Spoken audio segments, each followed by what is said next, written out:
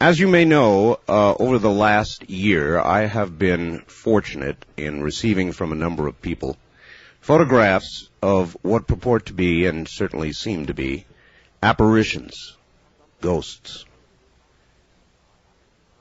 Something.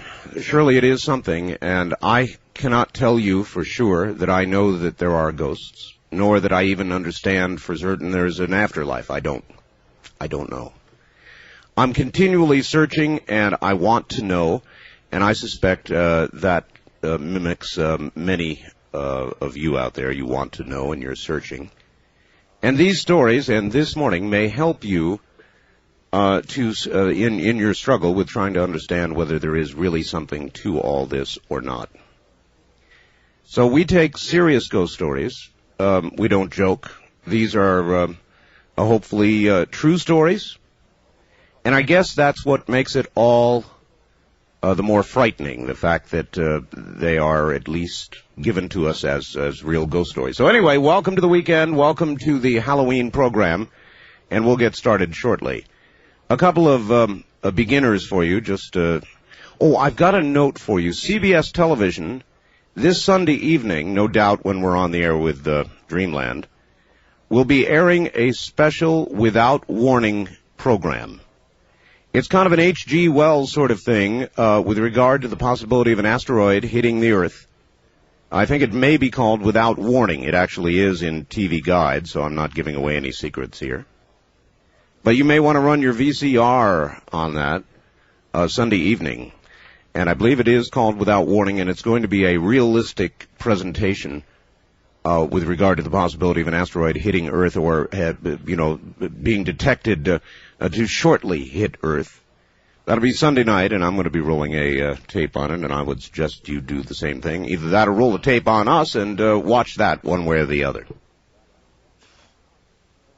A couple of stories that I thought worthy of presentation to. Simple little stories, really.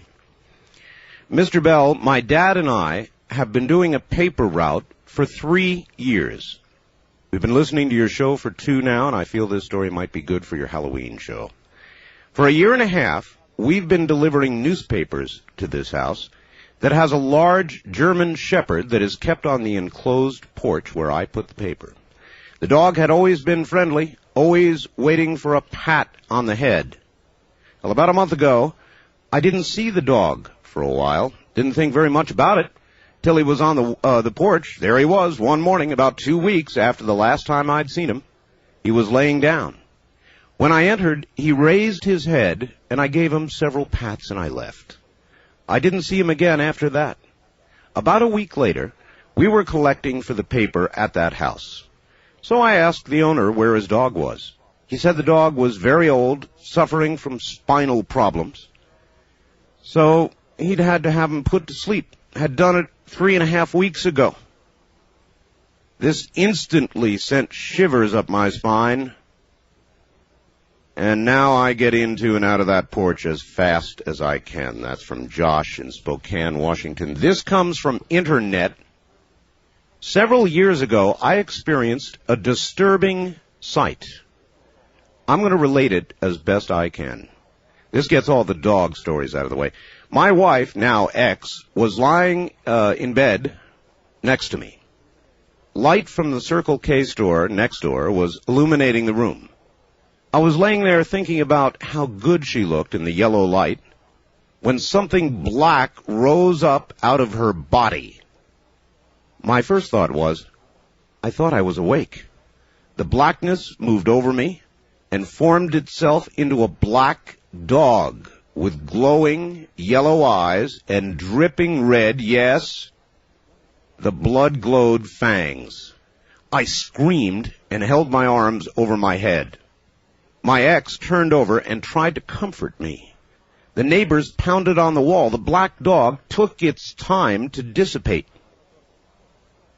It seemed amused by my struggles while Brenda attempted to comfort me. The black dog has never reappeared, but I'll never forget it. Several sad events happened since that night. The most notable was the discovery that Brenda was cheating on me with an old high school flame. That's from Darkman in Seattle. Art, this story is not much, but it happened, and I thought it was a little weird. When my wife and I were first married, in about a year or two, we purchased a brand new home in Northridge, California. One night around 10 o'clock, my wife and I went to bed. I left the bathroom light on. Now my wife had on a violet color night clothing. She was sleeping on my left side. I was not dreaming. I was still awake, just thinking about things. Looked over at the bathroom door. It was open. I saw what I thought was my wife standing in the doorway of the bathroom, and I said, "What are you doing up?" My wife said, "Huh?" The image at the bathroom door immediately vanished. My wife was still on the bed next to me. Weird. Wasn't a dream. The image I saw was so vivid and real, I actually thought it was my wife. As soon as my wife answered my question from her position on the bed, and the being in the doorway immediately disappeared, I told her what had happened. Now, any way you cut it, this was a strange event. I only conclude that there may have been something in the past that happened at that location before the housing tract was built there. The entire valley used to be nothing but horse ranches. Enjoy it. It's true. And then this. Art, I was an Eastern Orthodox priest for many years, and in that time I've witnessed many interesting, if not frightening, things. This is one that I'd like to tell you about. In 1974, a close friend of mine lost her father.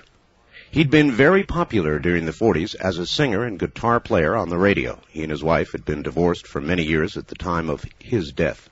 He lived alone and died of a heart attack while sleeping in his bed. It was 3 days before his body was discovered. About a week after the funeral, his ex-wife moved back into the house that he'd lived and died in. 2 months after his death, I received a phone call from my friend asking if I could come over to her mother's house. Apparently her mother was beginning to act a little strange, and she was concerned. When I got there, the three of us sat down, and my friend's mother related this story to me. She said she was convinced she was going crazy. She said about 2 weeks earlier, she woke up in the middle of the night to the singing of her dead ex-husband. She walked into the front room, and he was sitting in the rocking chair smiling at her. She went back into the bedroom and spent the rest of the night with no sleep. She then told me after that she'd be sitting in the front room, and for no reason it would feel like someone was grabbing or pinching her legs, after which welts would appear on her legs. Also, she'd continue to hear her dead husband singing every night. I told her I didn't think she was going crazy, having had some working knowledge of the rite of exorcism. I asked her if she'd feel better if I went through the house and blessed it. She said it certainly would make her feel better. I took out a small bottle of holy water and proceeded to go through the house room by room, beginning with the basement. Everything went fine. I saved the bedroom for last. Upon entering the bedroom, there was a noticeable temperature difference. It was very cold, and you could see your breath. The mother stood in the doorway, and as I threw the holy water around the room, the mother was thrown backwards out of the doorway into the hallway. When I asked her what was wrong, she said something had hit her in the legs, like something was trying to push her out of the way. I was a little skeptical until she pulled her pants legs up, and there they were, large red welts on both legs just above the knee. I'm not trying to make any claims as to what was going on in that house, but I can say that after I blessed the house, there was no further problem with visions or physical manifestations. A bit of a primer for you, and a couple of stories sent in. I have many, many more that have arrived by fax. If you have one and you'd like to fax it in, you're welcome to do so. My fax number is area code 702-727-8499. 702-727-8499. Now, this morning, that's all we're going to be doing is ghost stories. You're welcome to make a contribution. You're welcome to light a candle if you wish, and just sit there and get scared. And believe me, before this night is through, we will succeed in doing that. Probably will succeed in scaring myself. I've got my candle ready. Just a brief warning. If these sorts of stories, and some of them are going to be realistic, and some of them are going to be frightening, if they scare you, by all means, tune out. I'm sure there's lots of shows this morning dispensing the usual, and many of you, I understand, would be far more comforted with the usual. So you'll want to tune out about now, because coming up shortly, the unexpected, possibly the frightening. And I don't really want to scare anybody who's not ready for it. I simply tell you, you will hear stories that I think will convince you, if you continue to listen, that there is a life that comes after. And occasionally, things seem to interrupt the normal flow of the soul after death. Whether it's unrequited love, whether it's a murder, whether it's an unexpected, untimely death, occasionally things seem to interrupt the flow of what ought to come after this life. And those are the stories you will hear this morning. Or in just a very few moments.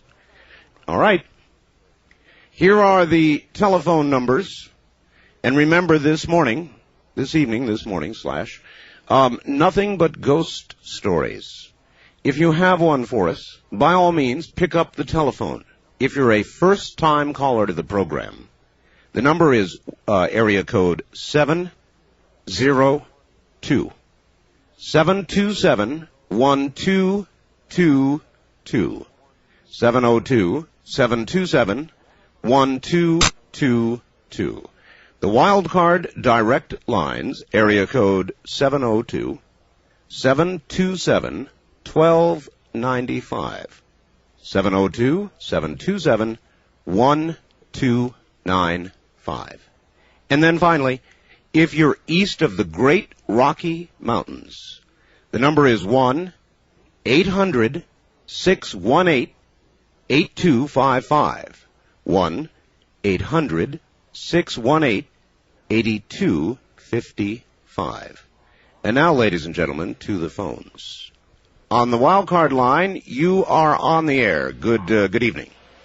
Good evening, Art. Hello. How are you? I'm just fine. Do you have a ghost story? Yes, I do. My name is Arisha. I'm calling from Santa Maria. Santa Maria, what is your story? Well, when we purchased our house, we could not move in initially because one lady died. Her name was Nellie. And for about 3-4, we've been in this house over 20 years now, mind you. And she lived here with us. And my husband... Well, now, what do you mean? She lived with you as a ghost? Yes. Now, how did you know she was there? Did you see her, hear her, feel her? How did you know? I felt her. You felt her. And the room that she died in, which I am sitting in right now, was very, very cold always. Except that one day, my husband went down the hall, and he's not a believer, and she touched him, and he came back to me, and he says, somebody touched me, and I said, it was Nellie. Don't get excited. And we used to get her mail at this house for about 3 years. And every time that the mail came for her, we would lay it on the table, and I would say, Nellie, here's your mail. And it was for about 5 years she was in this house. And then she left. I just don't know how to explain it to anyone. Well, you don't have to, ma'am. Thank you very much for the call. She left. In other words, you stopped sensing the presence. No, I understand that. You see, that really is typical. And usually the areas haunted, if you want to call it haunting, and it really doesn't matter, does it? The areas that are affected by the presence of what seems to be left of that human spirit are frequently the areas that that person was killed in, died in. It's really hard to understand. Another aspect of it that I've never understood, one mentioned in a couple of the stories I read you and the one she just told you, is the cooling of a room. I mean, just a downright chill, even to the degree that you can see your breath. It's not unusual to hear that. I don't understand exactly why it would be, but it does seem to trail with these stories. On the wildcard line, you are on the air. Good evening. Good evening, artist Andrea in Vista, California. Welcome to the program. Okay, what happened was I was sleeping in this mobile home in a twin bed, and about 3 o'clock in the morning, I suddenly awakened, but my eyes were still closed, and I sensed kind of an energy down at my feet. Down at your feet? Yeah, down at my feet. It was really bizarre. I didn't move. My eyes were still closed. It was a kind of a positive feeling. I wasn't afraid of it, and I felt this energy kind of moving, kind of up on the side of the bed. Yes. Up towards my head. Well, when it got right up to just about to where my arms were, I decided, well, I best. The first thing. Wait. I thought for a minute. It was this whatever it was warm and good. And the first thing I said was, "Mom, is that you?" And then I didn't get a response. So then I opened my eyes, and there's this figure standing there, just looking at me. It was pink and blue. Pink and blue. Pinkish. Just a pinkish illumination and blue. All right, so it was not a solid form. Not quite. Well, it was shaped like a human and as tall as a human, but it wasn't quite solid. And I said the darndest thing. I said, "Can I help you?" People say the darndest things. Well, I wasn't afraid of it. I was looking at it, wondering, what is this? Can I help you? Okay. Can I help you? And then it vanished. And it vanished. Slowly dissipated. Maybe it was shocked. I mean, maybe what you said at that moment just absolutely astounded it, even in spirit form, and it couldn't handle it. But maybe it had been wandering the aisles of large discount stores now for months with nobody ever asking a question like that. But oh my God, I remember calling my friend, and he just didn't believe me, and oh. Well, I believe you. Good. Thank you. All right. Take care. Well. May I help you? All right, well, it is but the very beginning, and you have connected with the Halloween weekend show, the annual event on Coast to Coast AM. I'm Art Bell.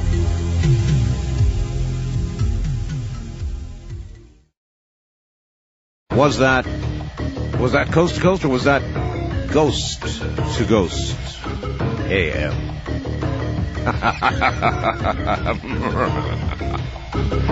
Welcome, everybody. This is Halloween weekend, and we're telling ghost stories. If you have one, join us. If you don't have one, sit back, light a candle, turn the lights down, and prepare yourself. We're going to do a little commercial continuity here and get it done so we can go roaring through without interruption.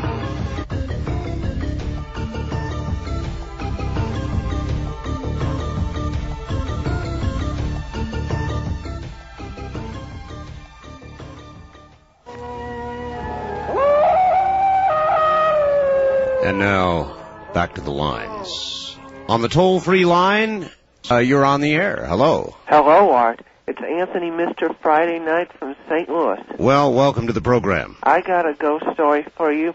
It's not very scary, but it's worth telling. All right. Anyway, I never really knew my grandfather consciously, although Mom said I did love him. He died when I was 2 years old. That was 15 years ago, just about a month now. Right. And there was a time period after he died Mom told the story to me and a lot of other people where Mom was sitting there doing something, like just a couple months after he died, and he came back in full form, fully recognizable, just like he was in real life, just before he died. And he didn't say anything. He was just sitting there with a smile on his face, and the impression Mom got from the apparition/grandfather is that he was sending some kind of message that he was all right, so to speak.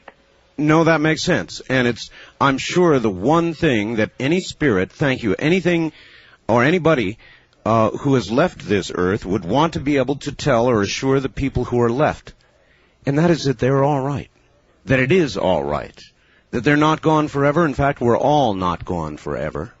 What I do find interesting is that the apparition appeared in solid form. Not too many of them do. And the one, by the way, actually a couple that appear in our current newsletter are about to appear in the current newsletter. You've got to get hold of our newsletter, incidentally. Let me plug it while I'm at it. It's got the ghost photograph in it. And I may read you the letter that is connected to that ghost photograph. It is very good. A lot of people have had comments on it. The one taken by the Stone Mason. Thank goodness we managed to get it into the newsletter, and I hounded them to be able to do that. And so it is in there. If you'd like to order our newsletter called After Dark, the Art Bell newsletter, you can do so by picking up the telephone and calling right now, or throughout the weekend, I might add, 1-800-917-4278. Now, this is for people with Visa and MasterCharge and such. To get the newsletter, it's only $29.95 for a year. It's 1-800-917-4278. On the toll-free line, you're on the air. Good morning. So it's Art Bell? Yes, it is. Turn your radio off for us, please. Okay. I have a story. A long time ago, when I was in my teens, I had a dream that I was walking down a road, and I looked to the left, and there was sheep and cattle and horses grazing, and it was beautiful pasture. And I kept walking on a little further, and there was like a real beautiful old Civil War type looking house, that type of an older house. Sure. And there was a lady outside pouring water into a bird bath, and she waved and smiled at me, and she's a very beautiful lady. And I waved and smiled and said hi back, and I kept walking down the road. And there was a white picket fence. And as I walked down the road, the trees kind of made an arch. And as I walked through the arch of trees, not a perfect arch, but just kind of an arch, I woke up, and I felt pure pleasure. I just felt great. And I got up, I smoked a quarter of a cigarette, and got a drink of water, went back to bed. Right. And I'm walking down, and in this dream, the same night, I'm dreaming, I'm walking down this road, I'm feeling very uncomfortable, and all of a sudden I notice, I look to the left, and there's that same sloping pasture, and I noticed a sheep first in a long, tall, very unruly pasture. The sheep is laying there, you could see its body deteriorated, you could see the cattle and the horse is dead, and as I walked to what was a pretty picket fence, it was just unmaintained and paint peeling off it, and the house was in shambles, and I saw a man chasing a woman with a axe that looks like an axe on the back of a dime. Yes. And hit her in the head, and then she screams as he's hitting her. I didn't see her hit her, I just saw her chasing her through a open window without a screen. And then she comes back, and you could see her just kind of walking almost zombie-like, and she had the same axe in her hand with blood coming out of her head. And this was the same woman I saw before, only she was a little more aged, like she'd be 60 or so. Yes. And then you heard a guy scream, and you heard a thud, and I hurriedly walked down and started walking through these trees that were completely, at this time, they were like barren, almost like fall, but it was because of death, not fall. Yes. And I woke up, my heart was beating the whole 9 yards. Well, about 6 months later, my cousin and a friend of ours, we were driving along. We were out by the St. Louis airport. This is when it was very much undeveloped. Mm-hmm. And I felt a strange feeling. And I said, hey, pull into this pulled into this driveway. The whole thing was a shambles. We pulled in, got out of his Jeep, and started walking up towards this so-called remnants of a house where there was like half of a brick chimney down, and the roof was like down on the ground. Yes. We all started getting bad vibes. And as we walked closer up to it, we noticed that the place in front of where that window was that I saw that axe thing committed, there was like like the thorn tree they used to crucify Jesus Christ, the thorns they put around his head. And you could almost feel something surrounding us. And we never said a word to each other. We just looked at each other, and we slowly started walking towards the Jeep. All of a sudden, we found ourselves at a very fast pace towards the Jeep. Next thing we knew, we were in the Jeep, and it didn't want to fire up. My cousin threw it in a neutral. My buddy got out, kind of pushed it. We popped the clutch. It fired up. We left the place ASAP. And the thing of it was, when we got up to the Big Boys, and of course Big Boys hamburgers aren't anymore, right, we shut down the vehicle, and it fired right back up. And we never did return to the place, but it seems like that was a very strange situation. It was, and possibly, what do you think your dream was then? Do you think that it was sort of a foretelling of what occurred there? We've analyzed it over the years. I'll speak for my cousin and not Bob or myself, but my cousin is very, very, very, very high up in AT&T, and he's a very intelligent man, and we've sat and talked about this. And one proposal we came up with years ago that it had something to do with the one thing we could come up with, that the dream happened to me, but everything happened that way. The only thing we could come up with that we could all agree on that the maybe cause of it was what's going on in America economically today. Economically today? Yes, isn't that strange? It's something like that. And I have one more thing real quick. Well, our current economic situation is a little like an axe in the head. Sir, we're very short on time, so if it's very quick. Okay, when my dad died, my mom started going into she just started deteriorating physically, and weight and bags under the eyes and black eyes. And I was down at a place that I was working, a buddy of mine owned, and I was standing there, and all of a sudden I felt his presence. And I said, Dad, don't take Mom, just go. She'll be with you later. The family needs her too much. And it was only about a couple days after that she started improving. That was a very strange thing as well. Thank you very much for the call from, I believe, the St. Louis area. Well, it does bring up, though, another topic. And that has to do with the feeling of a presence. Now, that much I can say I have had. There have been a few times during my life when I have felt distinctly a presence. And I don't recall that it particularly scared me, but I was absolutely aware of it, and I'm sure that it may have happened. Well, I guess I shouldn't say I'm sure, but I would bet that it's happened to many of you. And you can feel human beings, much like animals, I believe, have an instinctual sense about them. As you can sense somebody's actual physical presence in a room, I believe that the sensitives among us can feel the presence of other things and beings nearby. Does that make sense? It always has to me. And I don't think it's anything all that deep. I think it's just a purely instinctual thing that human beings have and have always had. Some are able to feel it now and use it now. Many are not because of the noise of modern civilization. It tends to blot out these more obscure, but I believe real feelings. On the wildcard line, you are on the air. Good morning. Hello, let me turn off my radio real quick. Thank you. Yes, remember to do that, everybody. We have a delay system here. It's very confusing. Yes, have you ever heard of about going into a mirror and, like, saying a word like any ghost or, like, Bloody Mary? Or Candyman? Well, not that, but I've done it before. Well, I have heard, sir, that people have had very strange experiences with mirrors. Yeah. What is yours? Well, I did it like around 12 o'clock. I think it was about when I was in 7th grade, and sorry, I'm a little bit nervous, too. It's all right. You in 7th grade, you looked into a mirror and did what? Well, I turned off all the lights, because that's what you're supposed to do, and I locked the door. Yes. It was late at night, so everything was quiet in the house, because that's how it has to be. Right. And I went, and I turned in a circle once, and I stared at the mirror and said Bloody Mary. Then I closed my eyes, turned around in the circle again, and said Bloody Mary. Then I went again, and I did it. And I saw this like face that had like blood on one half of the side, and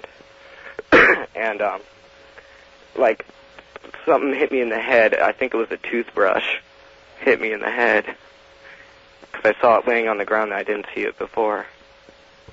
Odd. And I've had other friends who said that they've had scratches from doing that. And I've had a friend in the 7th grade who I was a really good friend with named... No, don't give me the person's name. Well, not her full name. And she's related to Bloody Mary, the Queen of Scots, you know. All right, sir, thank you. I have heard about this before. Maybe some of the rest of you know something about it. But there is something about mirrors. And I believe there is something about, in effect, inviting something to appear. And it may not matter the words that you use. But if you, in effect, put yourself in a mood of being receptive to this sort of thing, and then you exercise some sort of ritual, in this case, the use of a mirror, you may, in fact, be inviting something in that you may be sorry you invited in. Just a word to the wise. On the wild card line, you're on the air. Good evening. Okay, I'm calling from Reno. Hi. This happened whenever I was about 7 years old. My dad had already been married about a year. His wife started dabbling into the occult, but I didn't know what the occult was. So we were going to church, and of course my brother, he went up to the altar and committed himself to Jesus Christ. And I didn't, because I didn't understand it. But once I decided to do this, I had said my prayers, and I told the Lord that Sunday morning, I'm going to commit myself to you. And, so that happened on a Friday. And so I was real excited about going to church because I was going to do this thing. I understand. And I went to bed.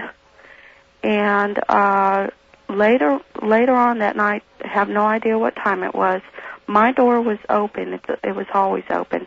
My parents' door is closed because they don't want, the snoring to wake us up. Yes. And I woke up, and there was a bull standing at the front of my door. It was a demon, and it was in a shape of a bull. And it was about 4.5 feet tall. And I looked at it, and I just said, God, I don't know what it is, and help me go to sleep. And if I don't move, then maybe it won't hurt me. Well, then I had this really strange dream, and it was very unrelated to what was in front of me. So I dreamt this certain dream, and when I woke up, that bull was still standing there. It had horns and everything. And I thought, no, it's not going away. I was thinking this, and all of a sudden it disappeared, and it had attacked me. I was struggling in bed. I was trying to scream, and the worst thing you can do is you're screaming and nothing comes out of you. I couldn't breathe. I felt like I was being smothered. I understand that feeling. You are screaming internally, but nothing will come out. And I was thinking, what am I to do? What am I to do? I'm going to die. It's going to kill me. And sure enough, I said, okay, God, you're going to have to take it away because I can't do anything. I'm going to die, and I don't want to die. And so it let go. It dissipated. It never showed up again. When that thing let go and it ran out of the room and it left, I just screamed, totally bloody murder. And my dad comes running in there seeing what's going on. and I was telling them, there's a monster in here. A monster. And it was trying to kill me, and nobody really believed it, but it really actually happened. Maybe ahead of your commitment on Sunday, it was one last shot, so to speak, of the dark force trying to get hold of you. I believe that. And one other thing about my mom and the power of God, what I had to deal with was that very quickly she had a 4-foot mod poster. This was back in the 70, 71, 72. Mod came back. Okay, very quickly. And it was a picture of the devil. And I wouldn't go into her room. So I asked God to take away that poster. And within 3 weeks, it had torn itself apart. Thank you for the call. You know, if there is good in this world, if there is God, if there is a presence, a creator presence, then it would certainly make sense that there would be an opposite force. As there can be documented for just about everything else in our life that we do, that we experience, there are two sides. There's good and evil. There's good and evil, for example, in atomic energy. There's good and evil in just about every force that we do control on Earth. So, with the assumption of a creator, a God, a good, I think it's not too much of a leap to understand there is an opposite force, the one we talk of this morning. On the wild card line, you're on the air. Yeah, you're true about that, because they balance each other out. I believe so, sir. But you can't have too much of either. So I'd like to talk about what happened to me when I was 15. Okay, go ahead. Yeah, we were staying at a friend's house.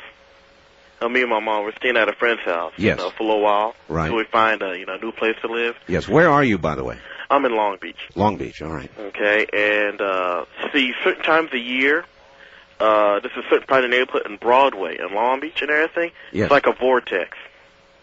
A vortex. Yeah, it's like a vortex. Certain things come through. Basically it's like a main doorway. A main hallway.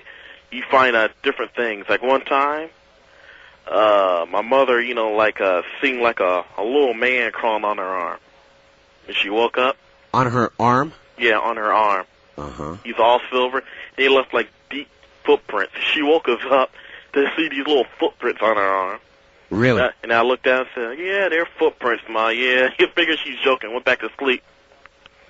And I asked her, the thing probably weighed around 40 pounds, leave such deep footprints.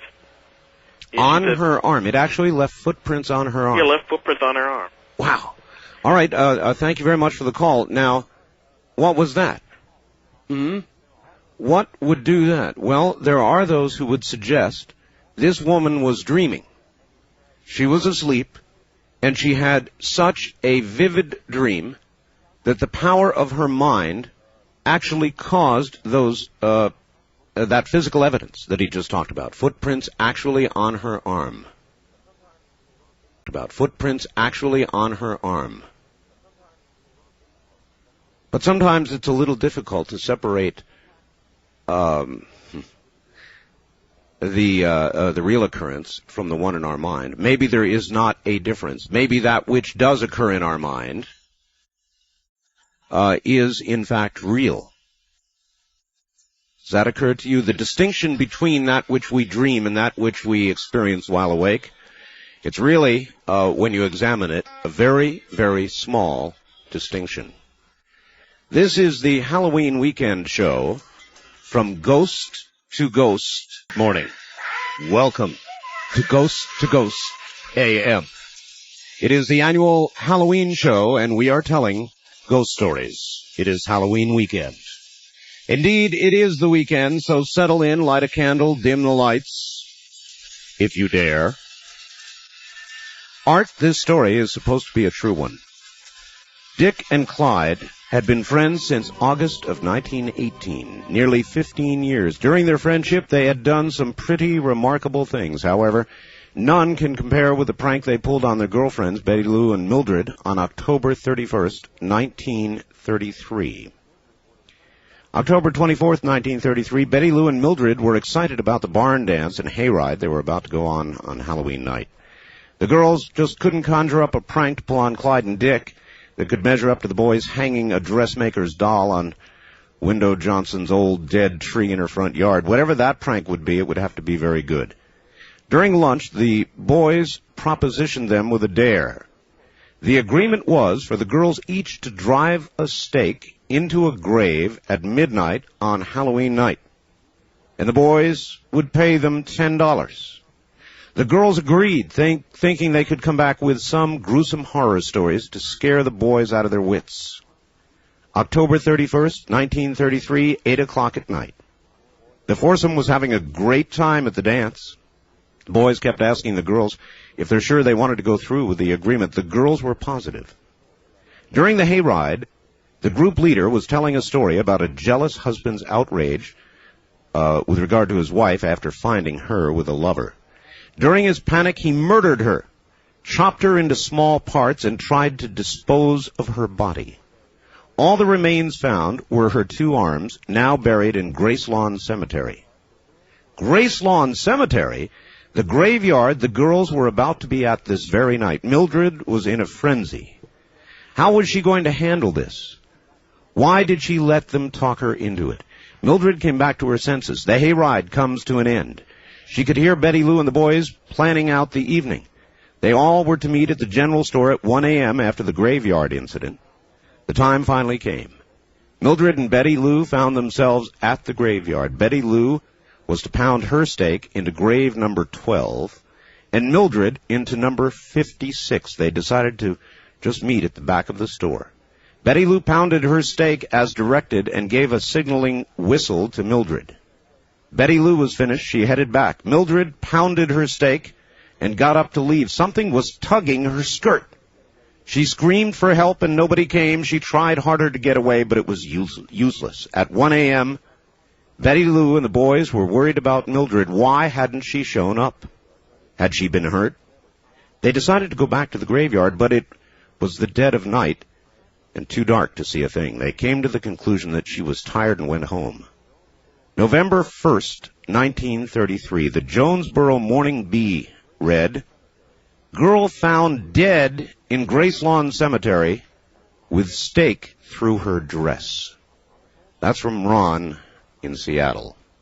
On the toll-free line, you're on the air. Hi. Make that the wild card line. Hello? No, you're not. On the first-time caller line, you're on the air. Good morning. Hello? Hello. Hi, Hart. Hi.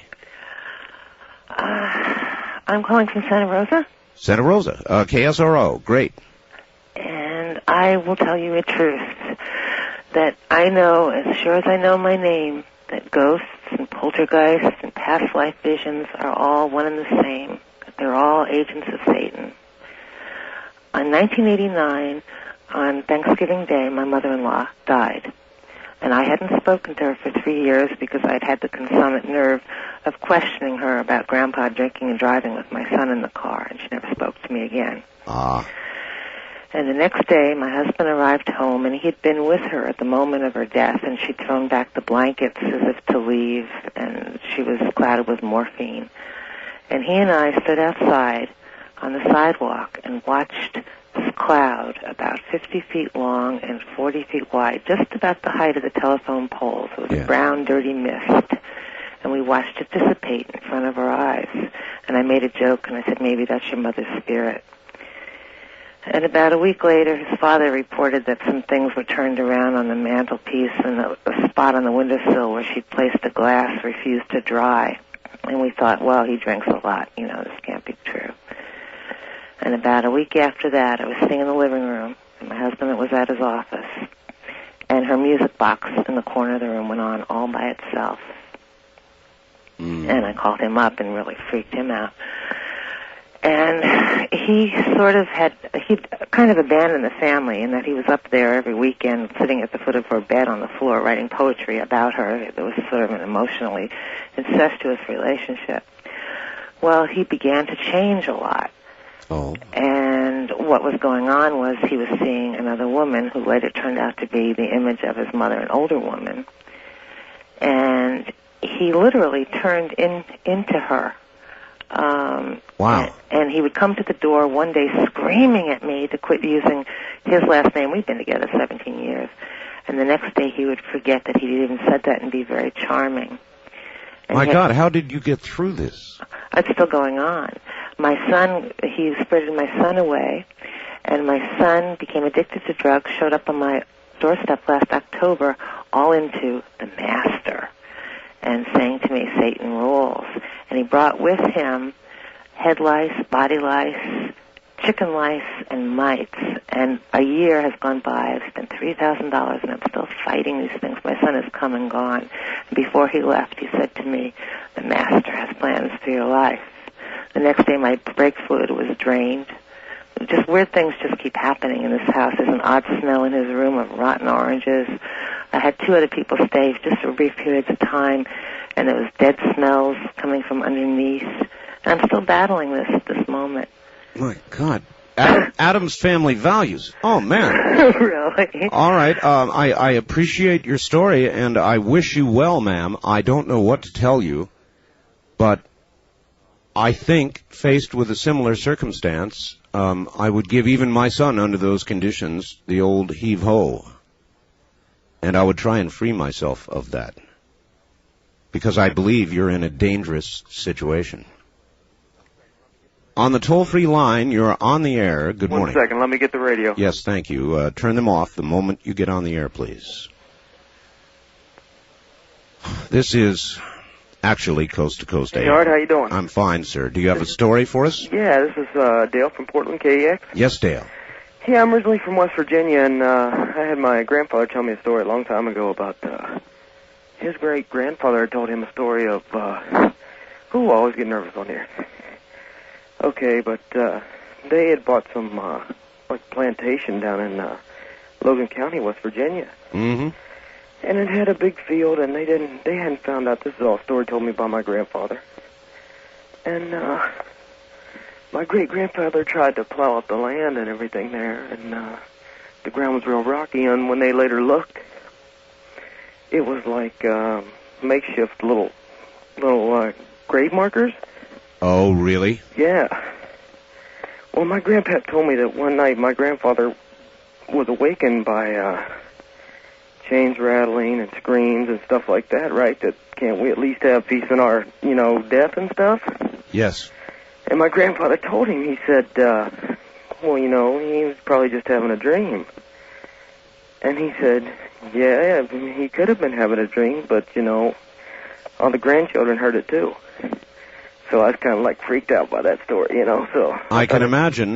Did he ever continue to try to plow that land? No, or? They discontinued plowing that land. I can they imagine. left it alone. I can imagine I would have too. Thank you very much for the call. I wonder why spirits, or those who have left, are in any way at all attached to or concerned with their prior physical bodies. Or maybe it would be true that a spirit would be still attached to, thinking about their physical body. I don't know. I mean, who knows about these things? But so many of the stories seem to concern the bodies that have been, that are now buried below the earth. On the wild card line, you're on the air. Good morning. Oh, hello. I'm calling from San Diego. Yes, sir. Yeah, I'm sort of a skeptical mind about these things, and don't believe in anything supernatural. And but just the other day, I was sitting down with my sister, and we were just talking about things, and we had one of her children, my nephew Jesse, was with us, and talking about things that scare him and so on. And he mentioned the ghosts, and I naturally I spoke up and I said, well, there's no such things as ghosts. And then my sister spoke up, and we're pretty close, and she said, in all seriousness, she said, well, the ghosts are the one thing I do believe in. And she never had told me the story before because she thought she would just be laughed at. But she would see she's seen these figures in this duplex that she's living at. Yes. And one of them is in her one of her children's bedrooms. Her other son, Casey, is 7 years old, and she would see this figure in there, and the first couple of times she would think it was Casey, and she would look in there and she saw this small child dressed in sort of with a strange hat and suspenders, and sitting on the floor playing, and she went into the to look into the doorway and said, "Casey," and then Casey would say, "What, Mommy?" or whatever. He'd be in the kitchen or the living room down the hallway, the other side of the house, and she turned around and there would be Casey, and then she would look back and the figure would be gone. And she's also seen one other figure in the hallway. She has her bedroom right off the hall, and she leaves the door open most of the time, and she would see this figure like when she was reading a book in bed or whatever, and she would just like out of the corner of her eye notice this man with a dark beard, and then she would look up and it'd be there for an instant, and then it would just disappear. Do you have any idea what these entities are? I have no idea, absolutely no idea. And she had never told this story before, and it was just it's something that kind of spooked me because I just something that I don't believe in, and but the fact that she was telling me with such sincerity and conviction that this had actually taken place, I just what do you fancy, sir, happens to us after we die?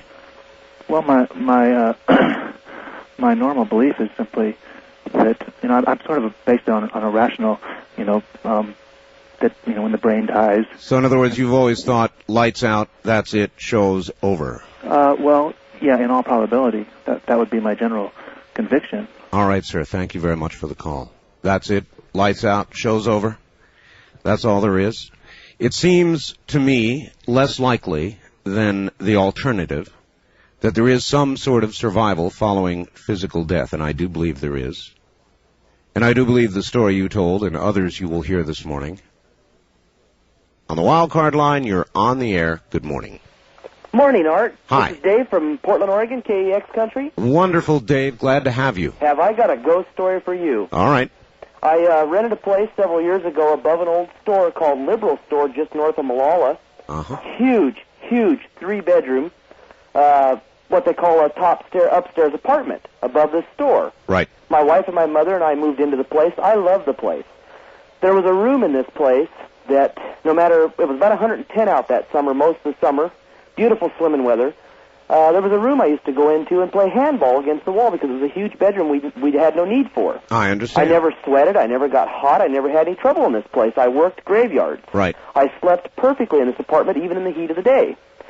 My mother began having episodes, swinging chandeliers, fingerprints left on her arms from something touching her. She'd scream, "Oh my God, something's touched me." And you could smell lilac perfume vividly. My wife and I and her little sister and her little brother were sitting eating hamburgers one night, watching TV. They had done the dishes after dinner was made, before we ate, and we heard a big crash. Went in there, and all the dishes were scooped into the sink. Oh, boy. My wife's stepfather has a beautiful Alaskan Husky dog, a large dog. He says, "Oh, I think you're crazy. I don't believe in it." He said, "I'll bring my dog over. Dogs are supposed to know about these things," is what they say. I said, "You bring him on over." His name is Butch. Brought Butch over.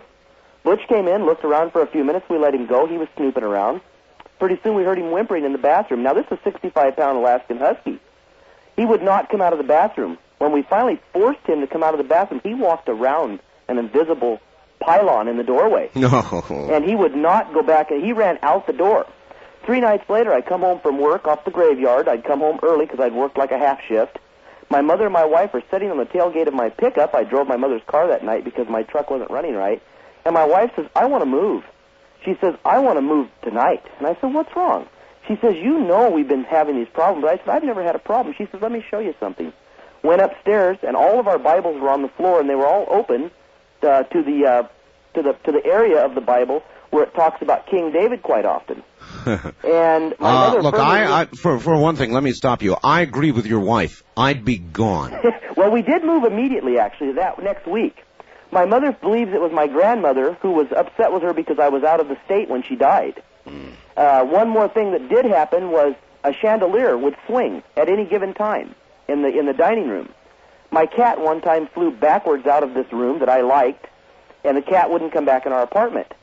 My wife one night called me at work and said, somebody's beating on the upstairs door. Well, this was 2.5 stories off the ground. Somebody was knocking on the windows. We moved the next day. I don't blame you. And that is true, and my mother and my wife are, to this day, we go by that store when you drive out the old highway there. Right. They won't stop and go into that store. And that ended it? For us, it ended it. Now, I have heard stories, I have friends in Malala and family. I've heard stories that several families have moved in and moved right back out. And we don't know if it's the place is very, very old, hundreds of years old. This building's probably been there since the early 1900s or more. And it's a store at the bottom and an apartment at the top. And like I say, it's 2.5, almost 3 stories tall. And my wife claims, I wasn't there the night the windows were being knocked on, but her little sister, who's very skeptical, doesn't believe in any of this, or didn't until then, told me, she said, I was pure white, was shaking. Pure white, I couldn't stand to stay there because something was knocking on all the windows and was knocking on the upstairs door. We had 2 doors. A downstairs door that led to the outside. You came up a long stair corridor. And you really did it. You really moved. Yes, we did. Do you swear to us this is a true story? Honest to God, I swear to you. My wife is in the bedroom listening on the radio to hear me tell the story. She's the one that wanted me to call. My mother's standing here looking at me with this funny look on her face. It's an honest to true story. I've had friends come to my house. Her little brother came and spent the night. Prove it to me. Get your wife. Okay.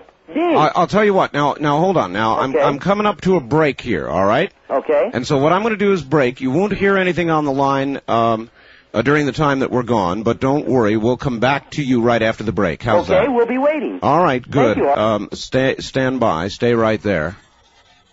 And this is perhaps yet the best example of what I was telling you about.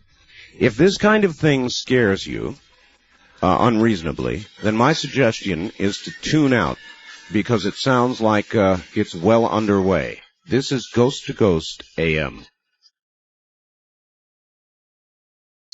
Good morning. Welcome back.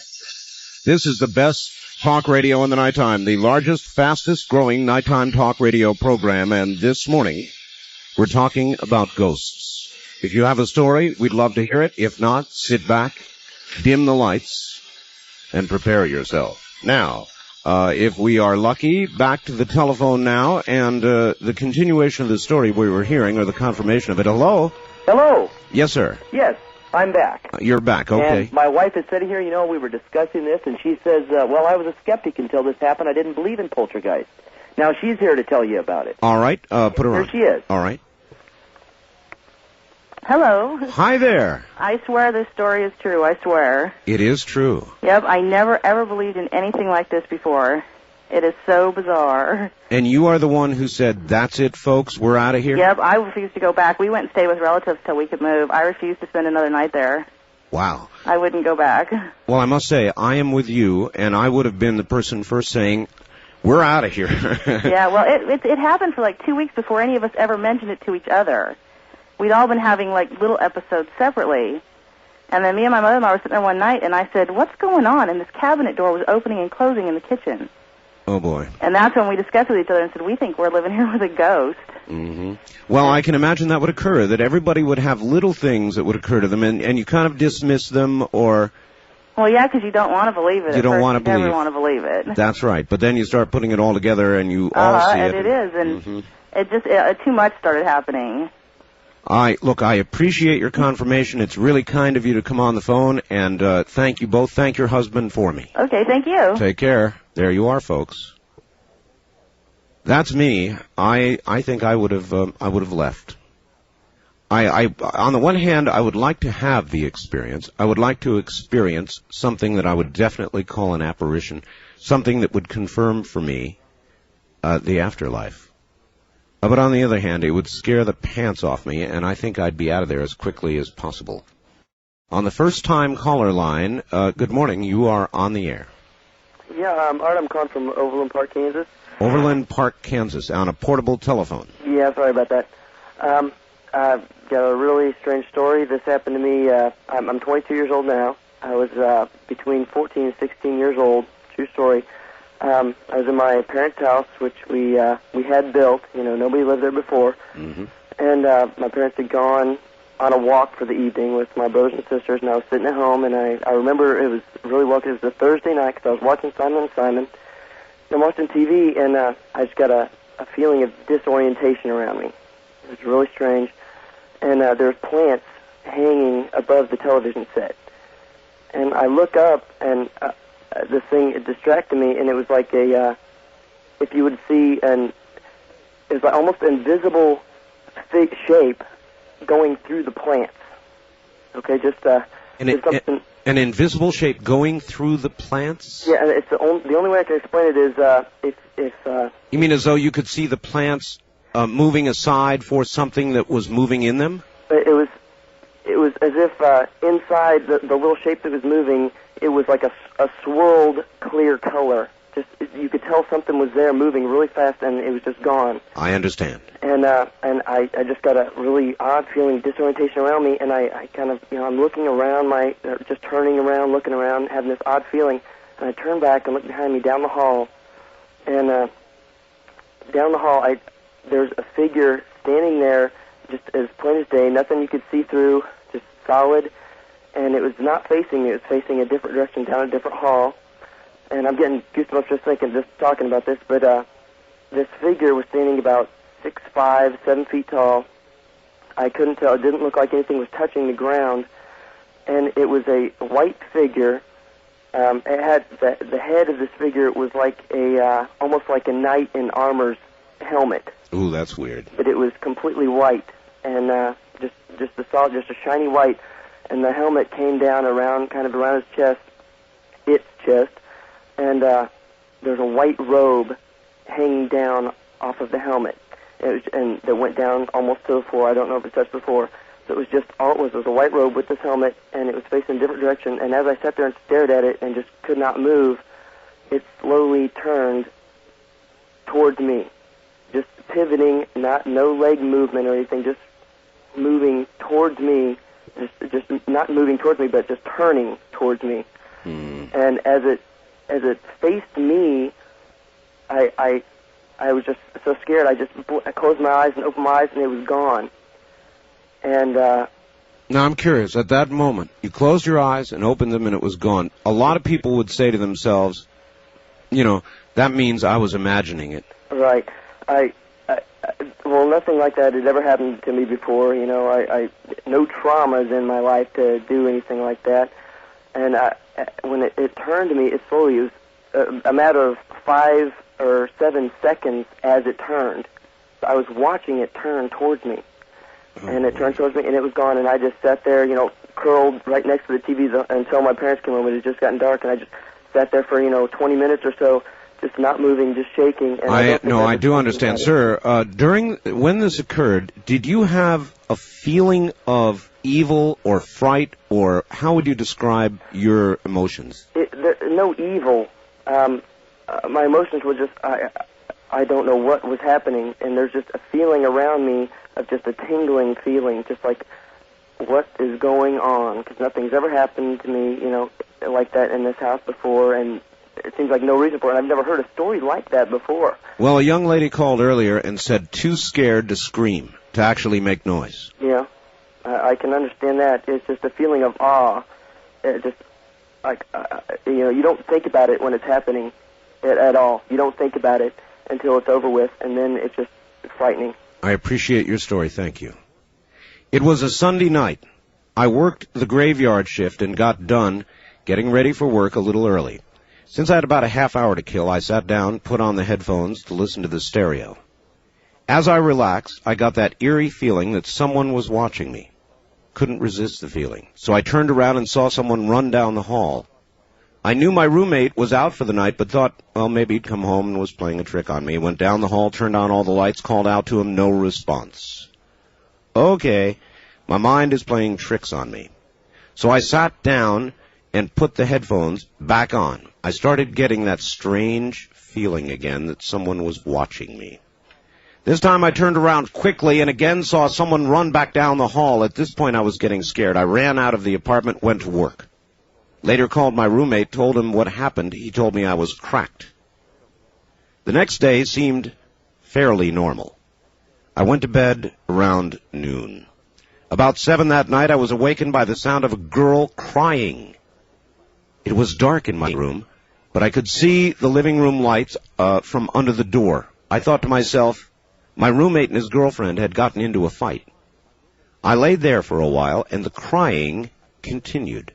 The more I listened, I could tell that the crying wasn't coming from the living room. So I sat up in bed. And there was a girl sitting on the chair in my bedroom. She was about 16 years old, wearing a blue dress from the late 1800s, long blonde hair, and crying. When I asked her who she was and what was wrong, she looked at me with a frightened look, stood up, and disappeared right into the wall.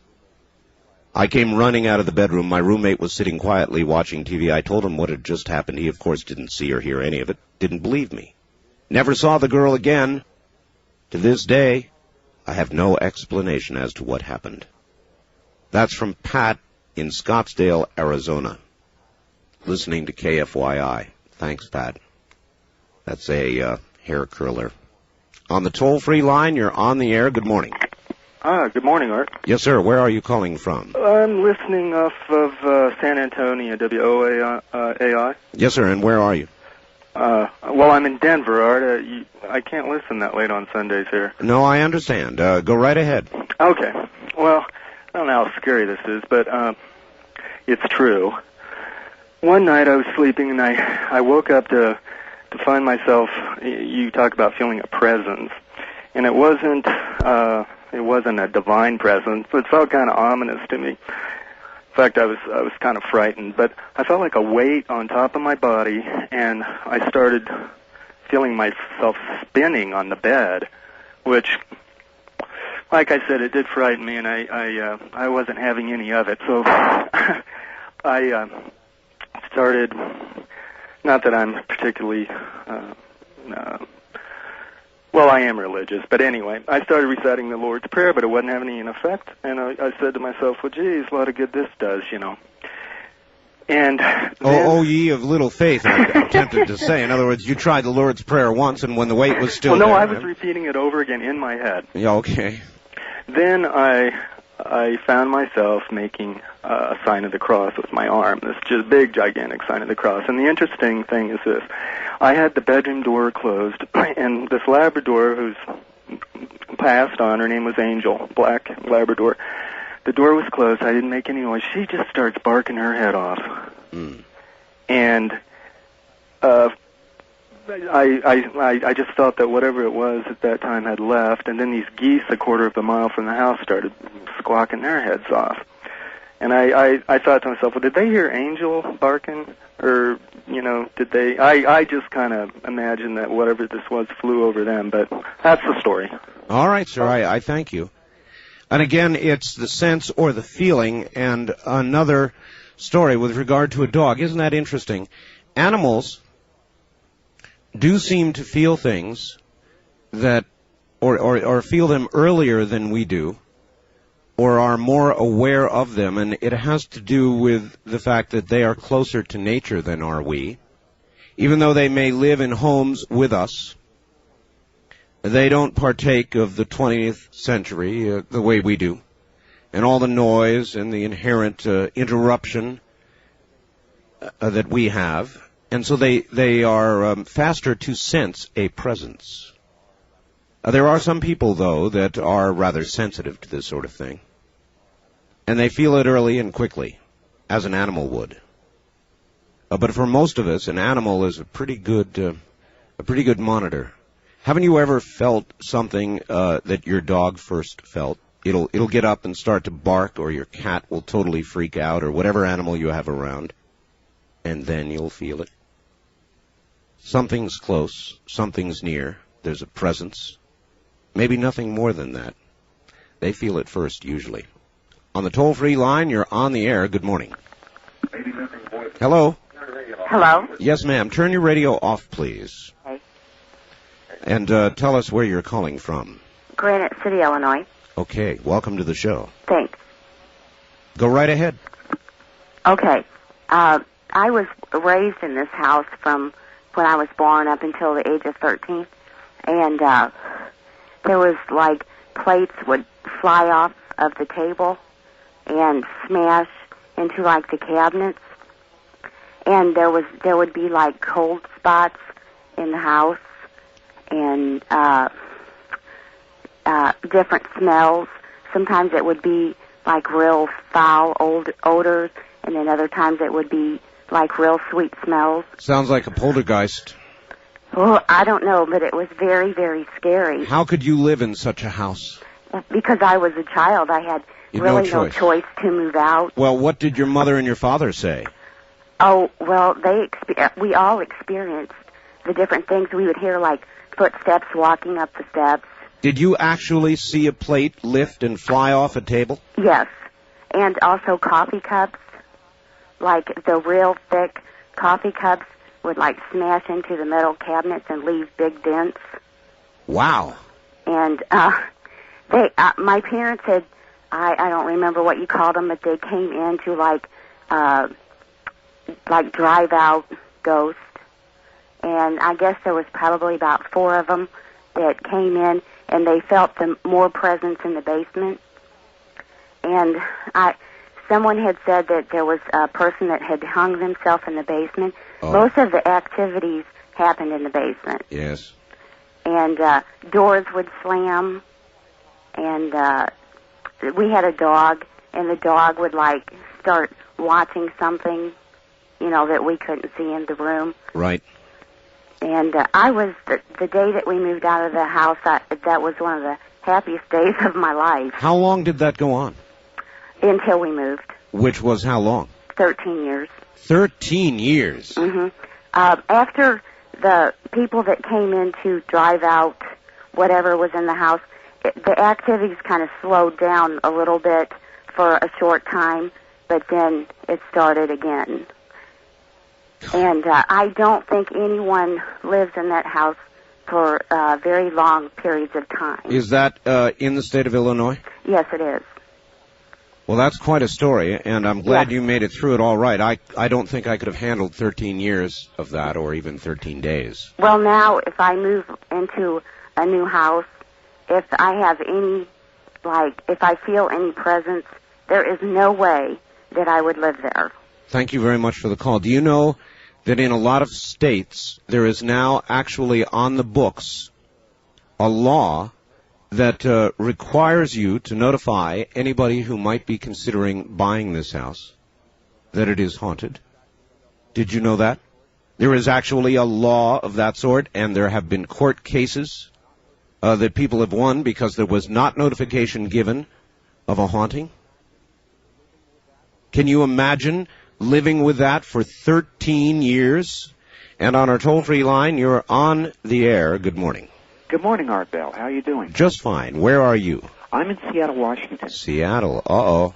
We're holding this line for east of the Rockies, sir, until 2 a.m. Pacific. Okay, I'll call back. All right, thank you. I appreciate that. On the wildcard line, you're on the air. Hi. Hi, Art. How you doing? Just fine. Where are you? I'm in Lexington. Lexington, Kentucky. Excellent. Got 2 stories for you. All right. One was when I graduated from tech school when I was in the Air Force.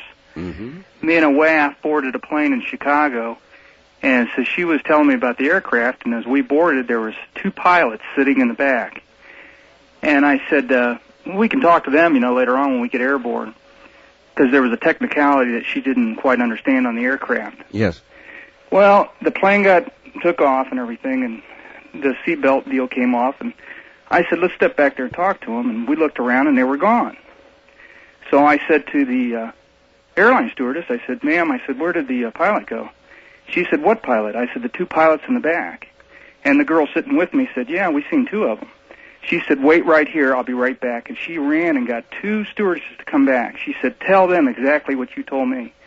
And so I told her, and told the other 2, and the one started crying and got all upset, and they had to take her in the back.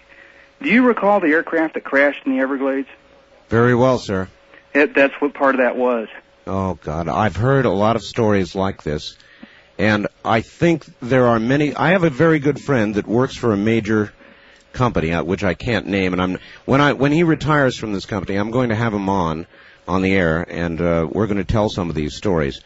But you are exactly right. That particular crash... I think it was Flight 401, wasn't it? 401 or 409. They were chalky white looking, the individuals, but they looked solid. Listen to me. I'm telling you, I've heard privately told, not for attribution, stories just like the one you're telling me right now, and it's going on to this day. Aircraft are haunted. Oh, okay. And it's because of that particular crash and a few others, and...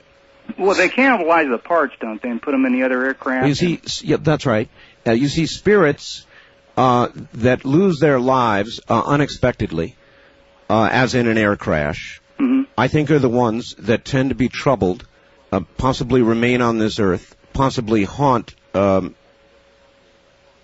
the location of their death, in this case, an aircraft. Well, the second story has to do with a place in Tennessee called Cookville. And that happened this summer. We moved into a trailer park, into a little trailer, and it was really clean. It was a nice little trailer. No air conditioning, though. It was when it was real hot. And the first night I got up to go to the restroom, it was about 1 or 2 in the morning, the bathroom. I stepped on and through the living room, and, of course, we had the windows open and everything. There was an alley by the trailer, and I heard a girl laughing. And I thought, what in the world? You know, about 2 in the morning. I looked out, and I didn't see anybody. So I went to the bathroom, and then I come on back, and the next morning I was telling, my friend about it. Right. And she said, probably just somebody outside. And I said, okay. And our cat kept his head riveted to this one spot in the living room. When you picked him up, it was like a joke. His head would just rivet back and forth on this one spot, pivot. I understand. Anyways, later on, one of the neighbors had finally told us that the reason they couldn't keep that trailer rented was because a girl was brutally murdered there a year before. Okay, so we were, I said, well, we got to get out of here eventually. I don't want to stay in this trailer because we kept hearing bangs and knocks and different things. Yes. And so we were sitting there. This is in the afternoon, too. We were sitting there arguing about the doors being open. We had both doors open on this trailer because we didn't have air conditioning. Okay, very quickly now. And I said, why don't you close the door? And she said, why don't you do it? And about that time, the door just slammed shut. And I just turned around and I said, thank you. That'd be enough for me.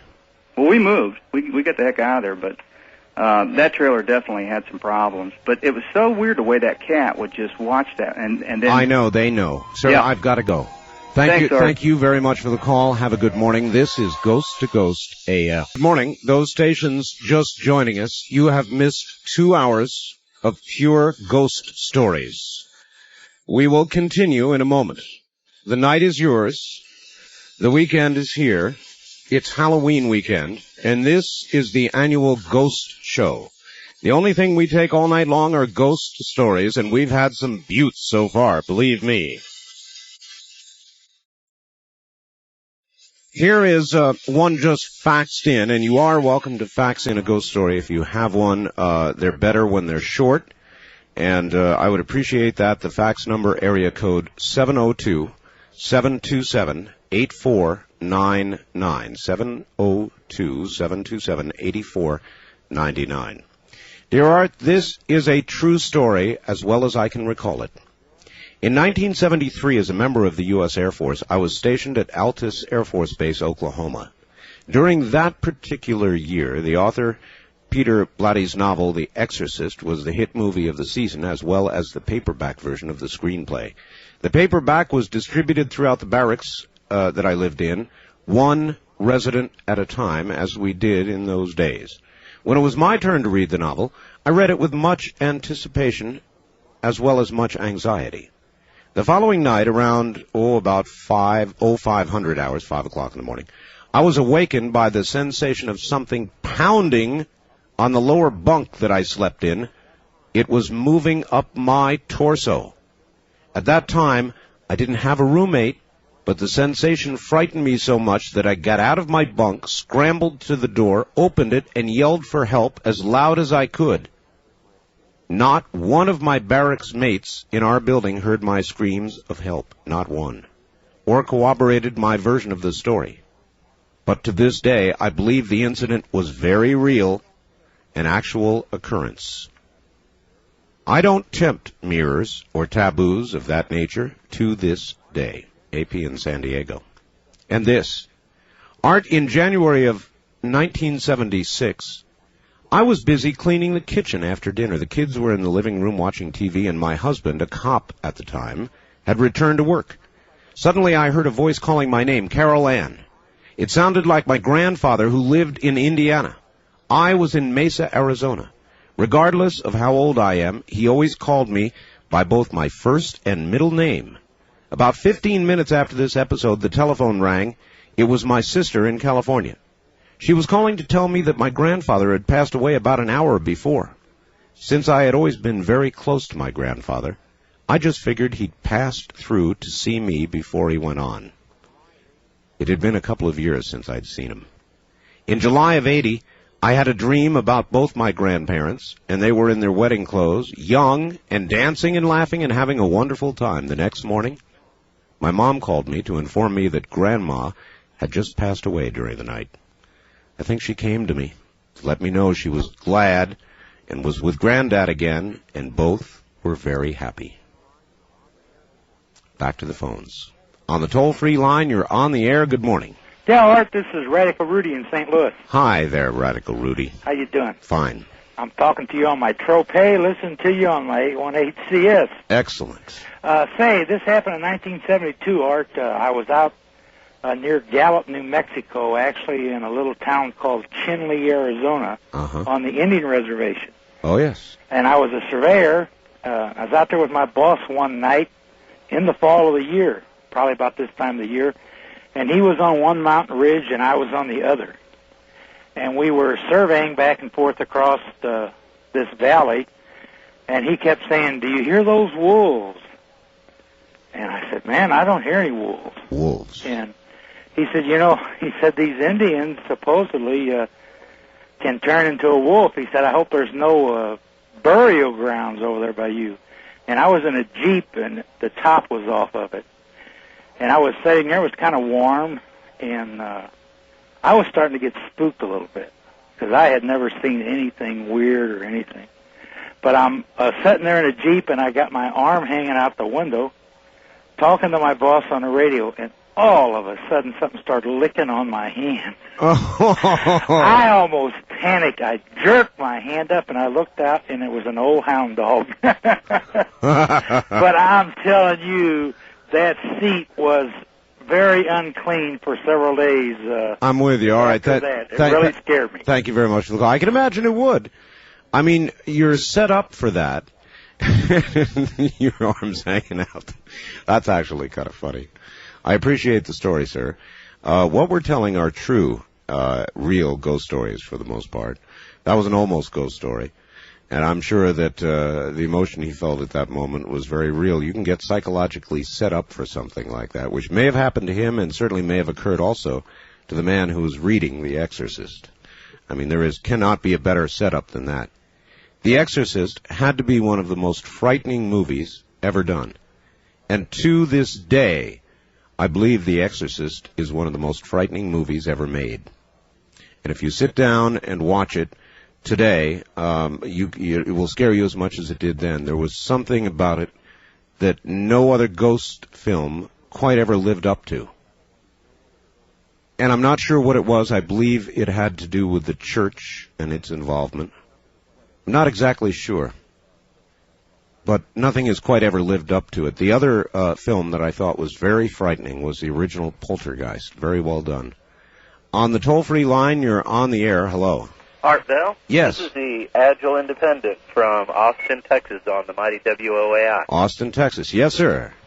When I was a kid, about 7 years old, I stayed with my Aunt Marie in the country. Yes. It was a pretty nice thing, except for when we had to go to church, and this is a ghost story. Well, a kind of one. Okay. They were charismatic, and they would run around and act real silly in church, and so they'd make all us kids stay in the back of the church where we couldn't see them be silly, and we'd get really bored. So one day we decided to do something as a group, us kids, to offend them. So we found this pin and this little salamander lizard, and we nailed it to the wall, and we told them that if God didn't accept this sacrifice, we were giving it to Satan. And naturally, they got really upset, but they didn't do anything terribly bad. The next night, when I was asleep, for some reason, I bolted straight awake. And I kept my room really clean. Well, actually, I didn't. My Aunt Marie did. And when I looked into my closet, there was a thing sitting there. This thing, I mean, if it weren't for the way this thing looked, I would have thought it was a nightmare. What was it? It was, if you can imagine something that's four-dimensional, it's a pitch-black room, and this thing is so dark I can clearly see it. I mean, it was kind of like black light. And along the edges of it was you could see its edges because it's like the very air around it was repelled by it. Like it found it obscene, and it's like the very matter around it just was repelling from it. Oof, that'd do it for me. Well, the only thing about it that actually looked physical was its teeth. It was a triangle with a slit up the center that ended in a little round thing. And when I looked into its eyes, which at first looked like kind of pools of light blood swimming around, it got two blue dots that looked just like my eyes that were in the center of it. And the longer I looked at it, the faster my heart began to beat. I got so scared I tried to yell out and scream for help. And I couldn't. My voice just stopped. I couldn't. I understand that kind of fright. So frightening you cannot scream, not out loud. Exactly. So the last thing I did was cried out to God for help in my head. It was all I could do. And the next thing I knew, it was morning, and I was laying down in bed, and I don't remember any time passing between those events. Could it have been just a nightmare? That would have been my attitude, except for one thing. Yes? Nothing on earth could look like this thing. Oh, and in the morning I looked into where the only other antidote to the story was I did open the closet because it was closed again when I woke up. Yes. And my toys were piled end on end. Oh. And my toys were kept very, very straight and neat. That was the other thing. They were always lined up very neatly on little shelves in the back, and they were totally jumbled as if someone had deliberately turned them over and upside down, but none of them were broken. That'd be it for me, partner. Yeah, I mean, but no. Try to imagine something that's four-dimensional and that the very environment around it, it just finds it obscene and repels from it. I understand. Imagine your eyes being sucked into this thing and seeing your own eyes looking back at you. No, thank you. I appreciate the story. You're welcome. Thank you, from Austin, Texas. Well, this will sound silly to you, I suppose, but my wife knows. She may not know why until I tell you now. I know she's listening in the next room. I always close closet doors. I don't like closets. Closets are dark places where if anything was going to come, I would think it would come. And I always close closets before I go to sleep. Now, what is it about closets? They're dark areas from which things come. Everybody knows that. It's just a habit. I don't like open closet doors, and so before I go to bed, I always go over and close them. And that's why. Probably shouldn't admit that, huh?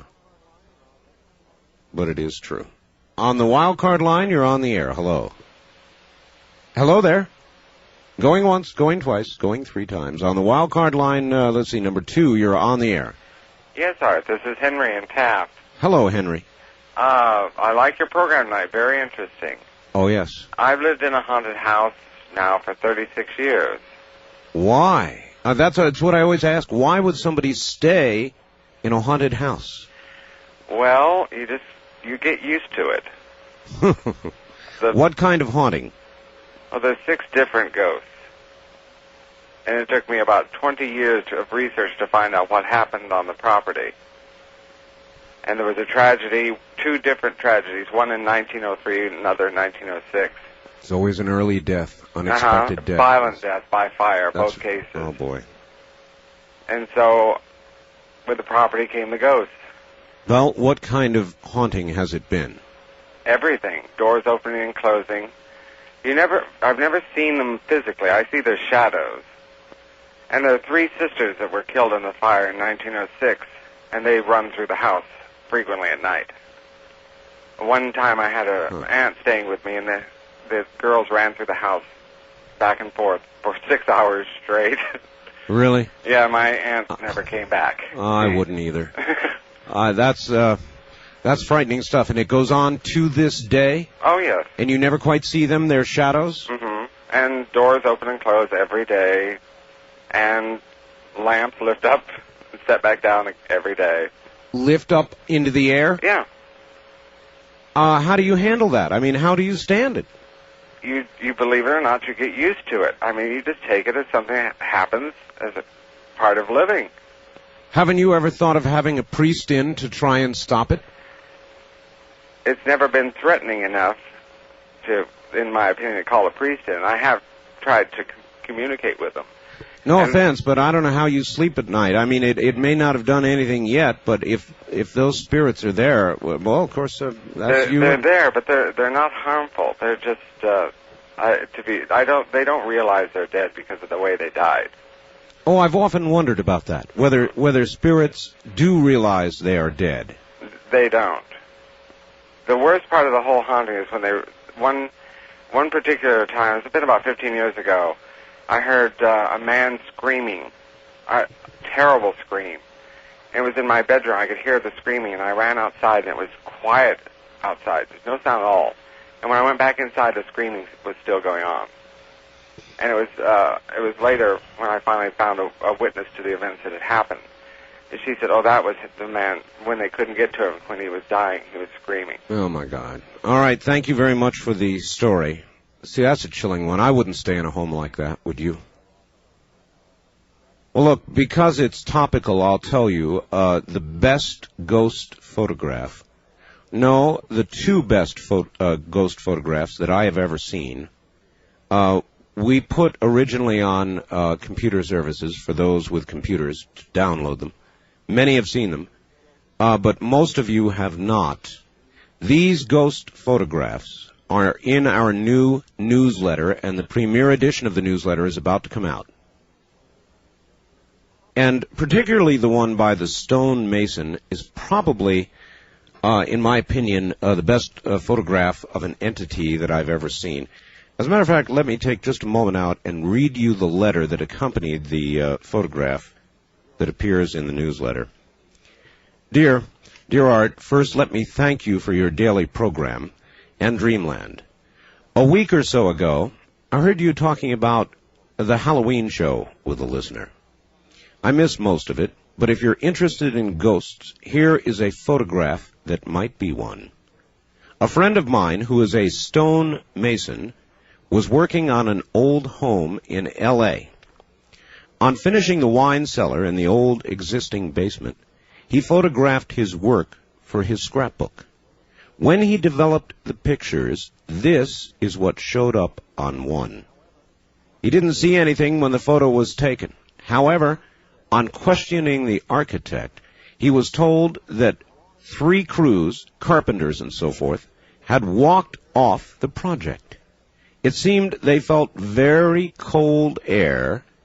Some were pushed down the stairs by an unseen force.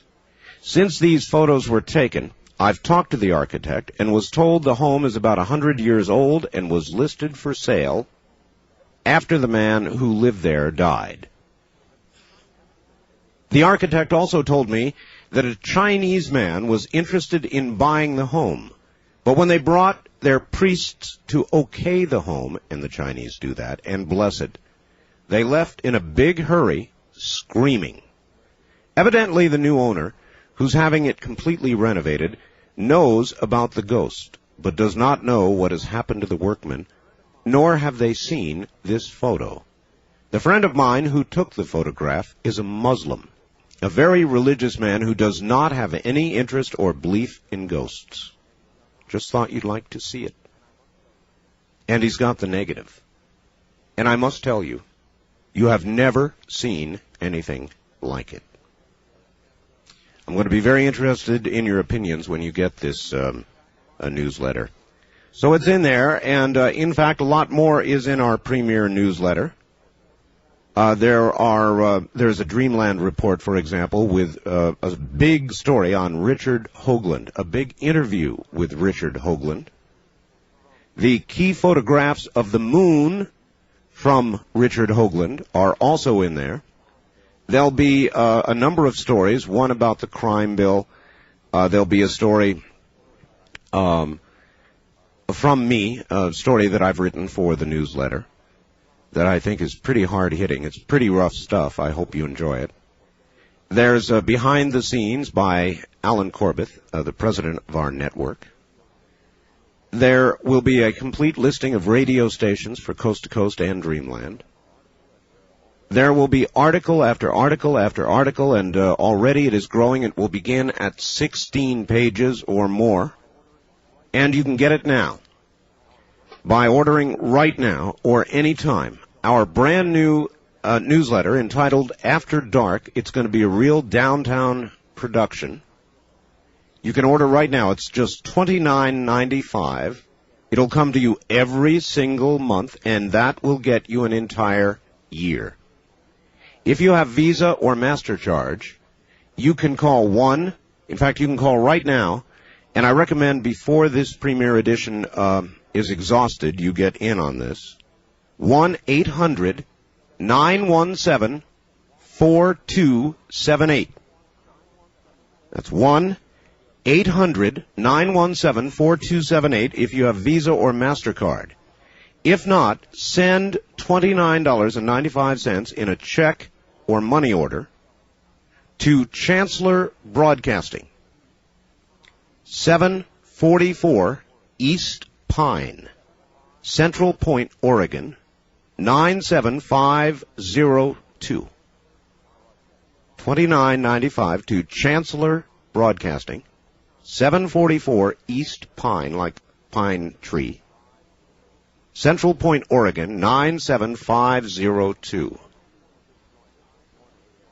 Now, those of you who just joined us at 1 a.m. Pacific Time will not yet have had enough of a chance. You've heard a couple of stories. But cumulatively, since 11 p.m. Pacific Time, I don't see how you could listen to this. And these people, many of them very articulate, very serious, and very honest, and not begin to believe that there is something that follows this life for some, if not all. That's what we're doing. It's Halloween weekend, and we're telling ghost stories. Real ghost stories. Keep listening. Dim the lights if you dare. If you can't handle it, turn it off. We'll be back.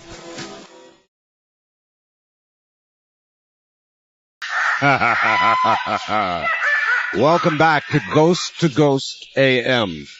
I'm Art Bell. We're telling ghost stories, real ones. Join us if you dare. I've got a whole pile of faxes here of very good ghost stories. I guess ask and ye shall receive, and I'll kind of get to them as I can this morning. On the wild card line, you're on the air. Hello. Good morning, Art. Good morning, sir. This is Mick from Phoenix. Great. I'm not real sure if this is a ghost story or not. Well, tell it and we'll let you know. In the summer of '77, I woke up about 2:30 in the morning because my girlfriend was out of bed. So I walked into the living room to find out what was wrong, and she was sitting on the couch, naked, with her knees pulled up under her chin and her eyes about the size of saucers and looking at me like I'd grown 3 or 4 extra heads. So I said, what's wrong? What's going on? She says, don't do that to me. Well, it took a little while, but she finally told me that what had happened was she heard me talking and she thought I was in my sleep. She rolled over towards me and she said, you're as stiff as this coffee table and as cold as an ice box. I said, what do you mean? She says, I don't know. I said, I got up and took a look and you're laying there in bed, stiff. Your mouth's a little bit open, but your lips aren't moving and you're carrying on a conversation with a little boy and a woman, and I can hear them talking back to you, and you're talking to a third person, another woman, but I can't hear her. Oh, boy. I guess I'd have done the same thing. I'd be up and out. Well, I guess so. Anyway, apparently I sat and carried on this conversation with a little boy and a woman, with my mouth not moving, being as stiff as a board and as cold as a freezer, for about 5 or 10 minutes, and she sat there and listened to a little bit of it, and then went out in the living room, and she could hear all of us talking. And it definitely spooked her, and it affected our relationship considerably. Most of the conversation concerned whether or not the woman that she could hear, where she had left her glasses, why she wasn't wearing them. And what it all hinged from was 6 months earlier. My wife, our son, and her mother were all killed in a car accident. Oh, my gosh. And no one could tell me exactly what happened. So I knew a private investigator, and I asked him, how can I find out what happens? And he laid out all the rules and where I went and what I had to go and who I had to see and what kind of papers I had to get. Right. And I went off and spent about a month doing that, and I found out exactly what happened to them and why. Except I could never figure out why I couldn't find her glasses anywhere in around the car or the accident scene. And so I don't know if it was my brain working with a problem who finally said, look, I'm going to give it an answer so you'll stop working on it, or if something supernatural actually happened. Well, we'll let people decide for themselves, but I think I'd be opting for the latter. The only reason I lean to it is because apparently the way I felt to her scared her more than the voices. She thought I was dead. Thank you for the call, sir. That was a good story. I don't know. You tell me, folks. What happened to that man? Hi, Art. My cousin and her husband bought a house in a suburb of Phoenix about 6 years ago. They and their 2 kids, plus another cousin of mine, moved in right away. My cousin, who we will call Linda, found herself at home all night with only the kids. Linda's husband worked the graveyard shift, and her brother took a job in Laughlin. That'd be Laughlin, Nevada. The night in question was just like any other, until her 4-year-old son came into the room and woke her up. She was not facing him when he woke her up, and she did not immediately turn around. She asked him what he wanted, and he told her he couldn't sleep because somebody was in his room. She told him, of course there is. You share your room with your brother. He told her it's not his brother. It's some guy he doesn't know. At this point, she turned around to look at him, and when she did, she saw a man standing behind her son. She described him as wearing a plaid cowboy shirt, blue jeans, and a cowboy hat. She said she could see right through him to the doorway behind. She said that he was white, kind of glowing. She said a lot like you see in the movies. She immediately jumped out of bed and he was gone. She grabbed both of her sons and went to her mother's house. Her brother claimed to have seen him about 2 weeks later. Much more than I can tell here. Great show. We've got our candles burning. Gary and Sandy at KFYI in Phoenix. First time caller line, you're on the air. Yeah, hi, Art. That last story was really good. I got a Ouija board story for you. Ouija boards. You don't like them? I have no comment. Go ahead with your story. This story was told to me by my friend Ryan in the utmost seriousness, and it literally made my heart skip a beat. It was told to me about when he was 16, and he has an older brother who was about 21 at the time, and their parents were gone for the weekend. And so his older brother had a couple friends come over, and they decided they were going to do the Ouija board thing. So they put a Ouija board down, and they played with it a little bit, and they decided that they were going to let people do it alone. Okay, one person do it at a time.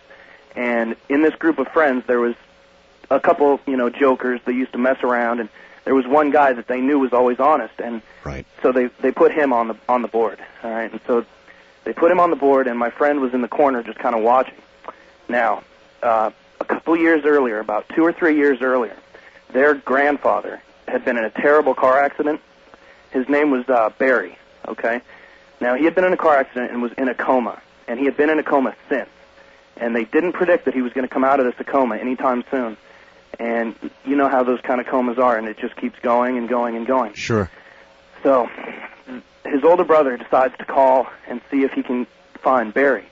And his friend, who had never met Barry, was on the Ouija board, alone, and it was not moving. And he starts saying, Barry, Grandpa Barry, are you around? Are you with us? Grandpa Barry, are you around? Are you with us? All of a sudden, the Ouija board starts moving a little bit. And what my friend told me is that they just felt the biggest chill come into the room. And a real slight little wind was kind of blowing through the room, very slight. And everyone was just getting goosebumps and looking at each other like they knew something was going on. Something was there. Yeah. And so it starts spelling out things. They say, are you Grandpa Barry? And it says, yes. And the guy has his eyes shut, who's alone on the Ouija board. All right, his eyes are shut. And it starts going around, and it starts spelling out, I'm scared, I'm scared, I'm scared. It's cold, it's dark. Okay? And it kept saying that for about maybe a couple minutes. I'm scared, it's dark, I'm cold. And they were just freaking out. I mean, looking at each other, and they were just about to grab their friend. Their friend started sweating. That was on the Ouija board. He was sweating, and his fingers were shaking on the thing. Yes. And then all of a sudden, it just started going real quick, and it said, keep praying, keep praying, keep praying, keep praying, until it was too fast that he couldn't even keep his hands on it. And they grabbed their friend, and when he opened his eyes, he had no idea of what happened. He was almost in a kind of a shock. And my friend told me that I was one of the only people that he had told that story to because it scared him so much. I can understand. I appreciate the story, sir. Thank you. And that is the Ouija board, and I think that Ouija boards are nothing to play with. I think that when you use a Ouija board, you invite the possibility of a real danger. That and I don't even know that it is specifically the Ouija board, it's just that you have put yourself in such a receptive mood, and such a non-specifically receptive mood, that anything may show up. Ouija boards, mirrors, things that put you in a receptive mood, I think you do at your own risk. I mean that. Hi, Art. The following is more a premonition than a ghost story, but very strange and very true.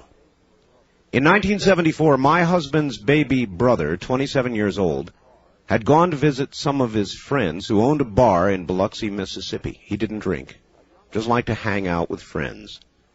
A young woman walked into the bar. She'd been roller skating and had fallen. She was about 3 months pregnant and was having some discomfort. Her husband was in the military overseas. My brother-in-law did not know this woman, but offered to drive her home, and she accepted. On the way, they were hit by a drunk driver and killed instantly. Later that day, my mother-in-law walked into his bedroom. Lying on his dresser in plain sight were his life insurance papers, instructions explaining how to distribute his personal effects, detailed instructions explaining how he wanted to be buried, and a list of people to contact in case of death. Art, I realize it sounds strange, but it's the truth. Linda in Metairie, Louisiana. On the toll-free line, you're on the air. Hello. Hi, Art. This is Farrell. I'm calling from Columbia, Missouri. Yes, sir. When I was probably 15, this is about your ghost story things, obviously. My parents built a brand new house in southeast Missouri in a town called Dexter, and it was a completely brand new house, landscaping from top to bottom. And after the house was built, we proceeded to do the landscaping. And as we were digging in the backyard for rose gardens and flower gardens and things of that nature, we kept digging up all these horseshoes and all these bits and pieces of machinery. So my father asked some people in town, exactly if they knew what the history of the area that we lived in was. And we discovered that the home site that our house was built upon was previously an old farmhouse, circa 1890, 1900, something to that effect. Mm-hmm. So one day we were back there helping my father dig some rose gardens, and I unearthed a piece of it actually was the handle of what appeared to be a teacup. And I didn't think much of it, so I threw it over to the side and I kept digging. And I kept digging up all these different pieces. So eventually, I discovered that I had a multitude of these pieces. So I put them all together and washed them off, and I virtually had an entire teacup. And I washed them off, glued them together, and it was a very fine piece of porcelain china. Had a nice floral pattern, etc. So I took it in the house. I thought, well, this is kind of neat, as kind of an artifact, or so to speak. Sure. That night, my parents went into town to pick up some lighting fixtures, and I stayed at home, and I heard voices upstairs for the first time. We'd probably been in the house for probably 3 or 4 months.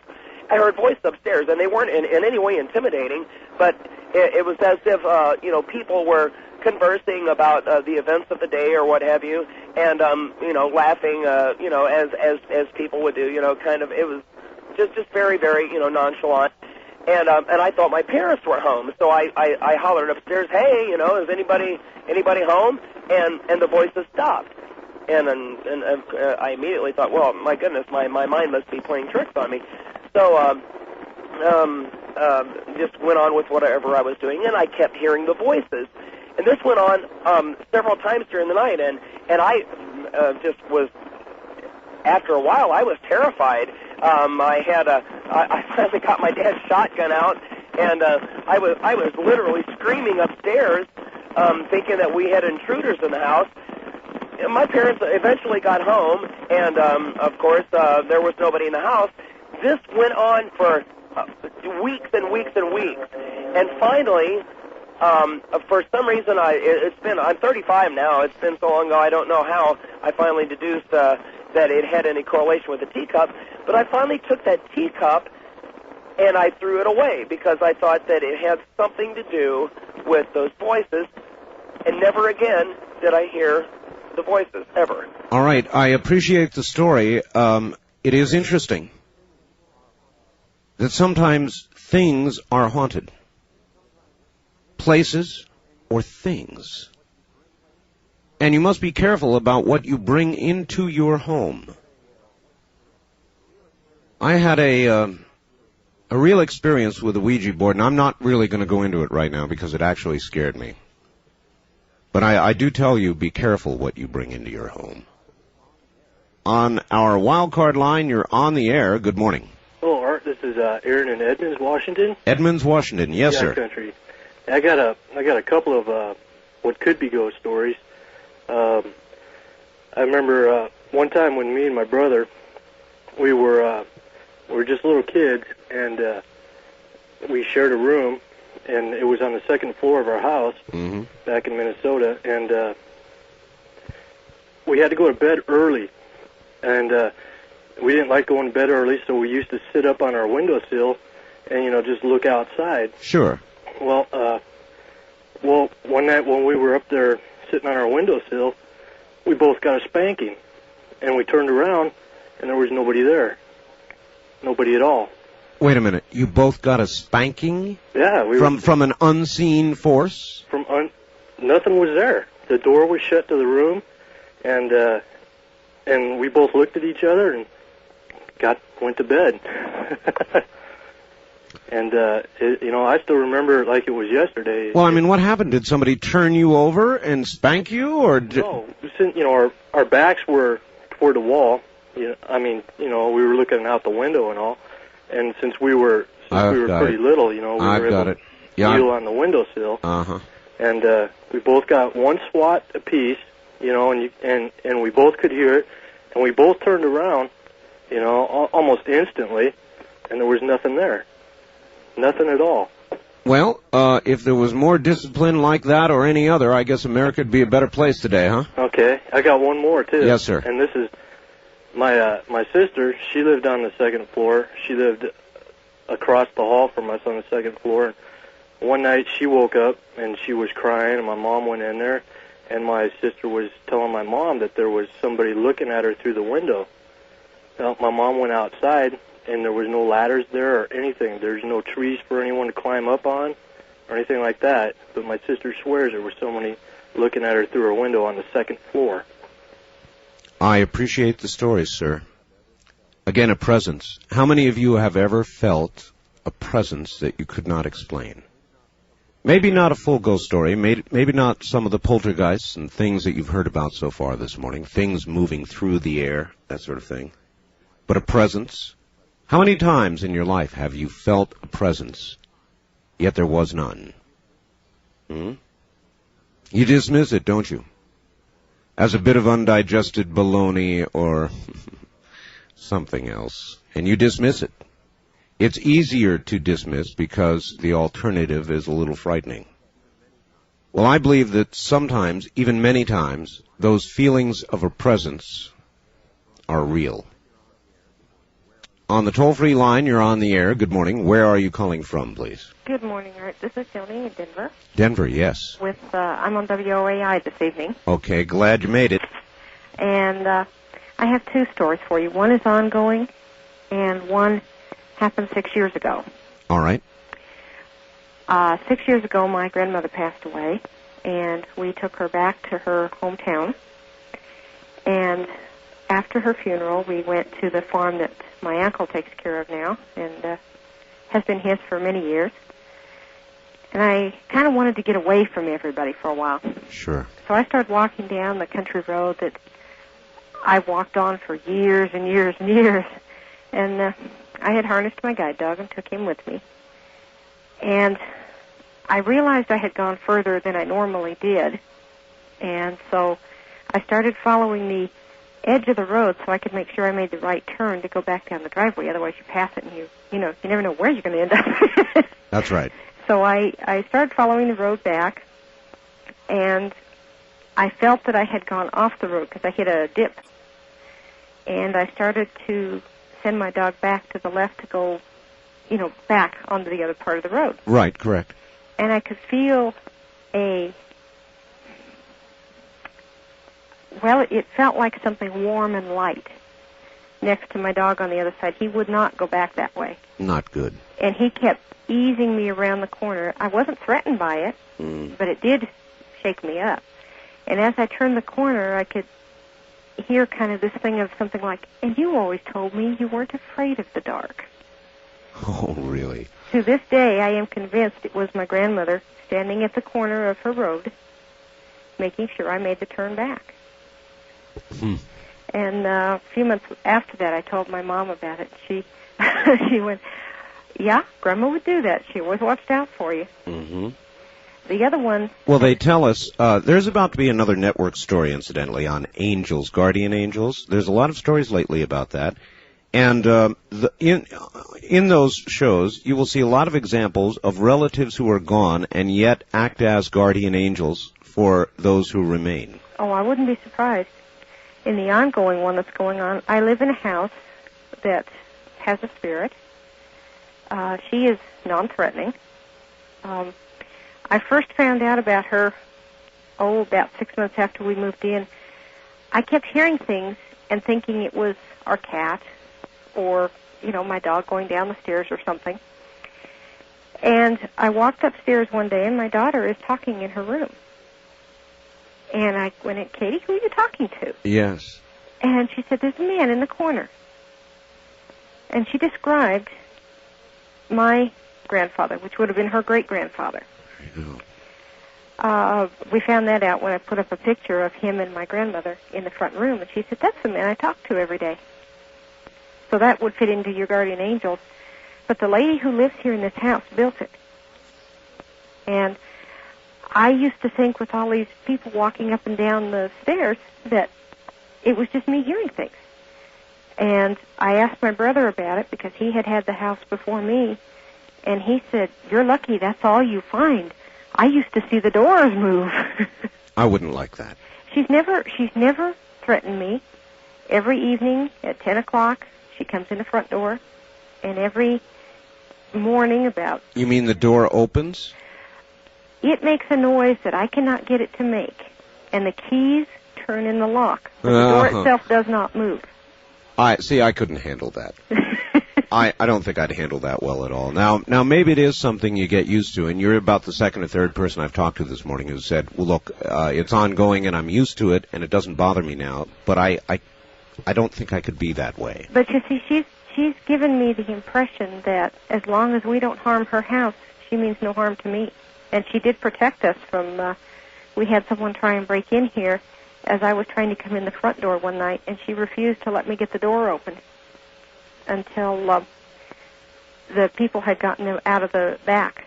That's quite a story. Thank you. That is those are several, actually, guardian angel type stories. And there are a number of programs of that sort yet to air. There's been a series of them.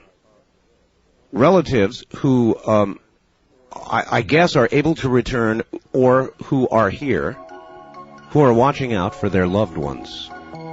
Unreasonable? If there's an afterlife? I don't think so. In fact, entirely reasonable, really, when you think about it. A little frightening, but certainly reasonable.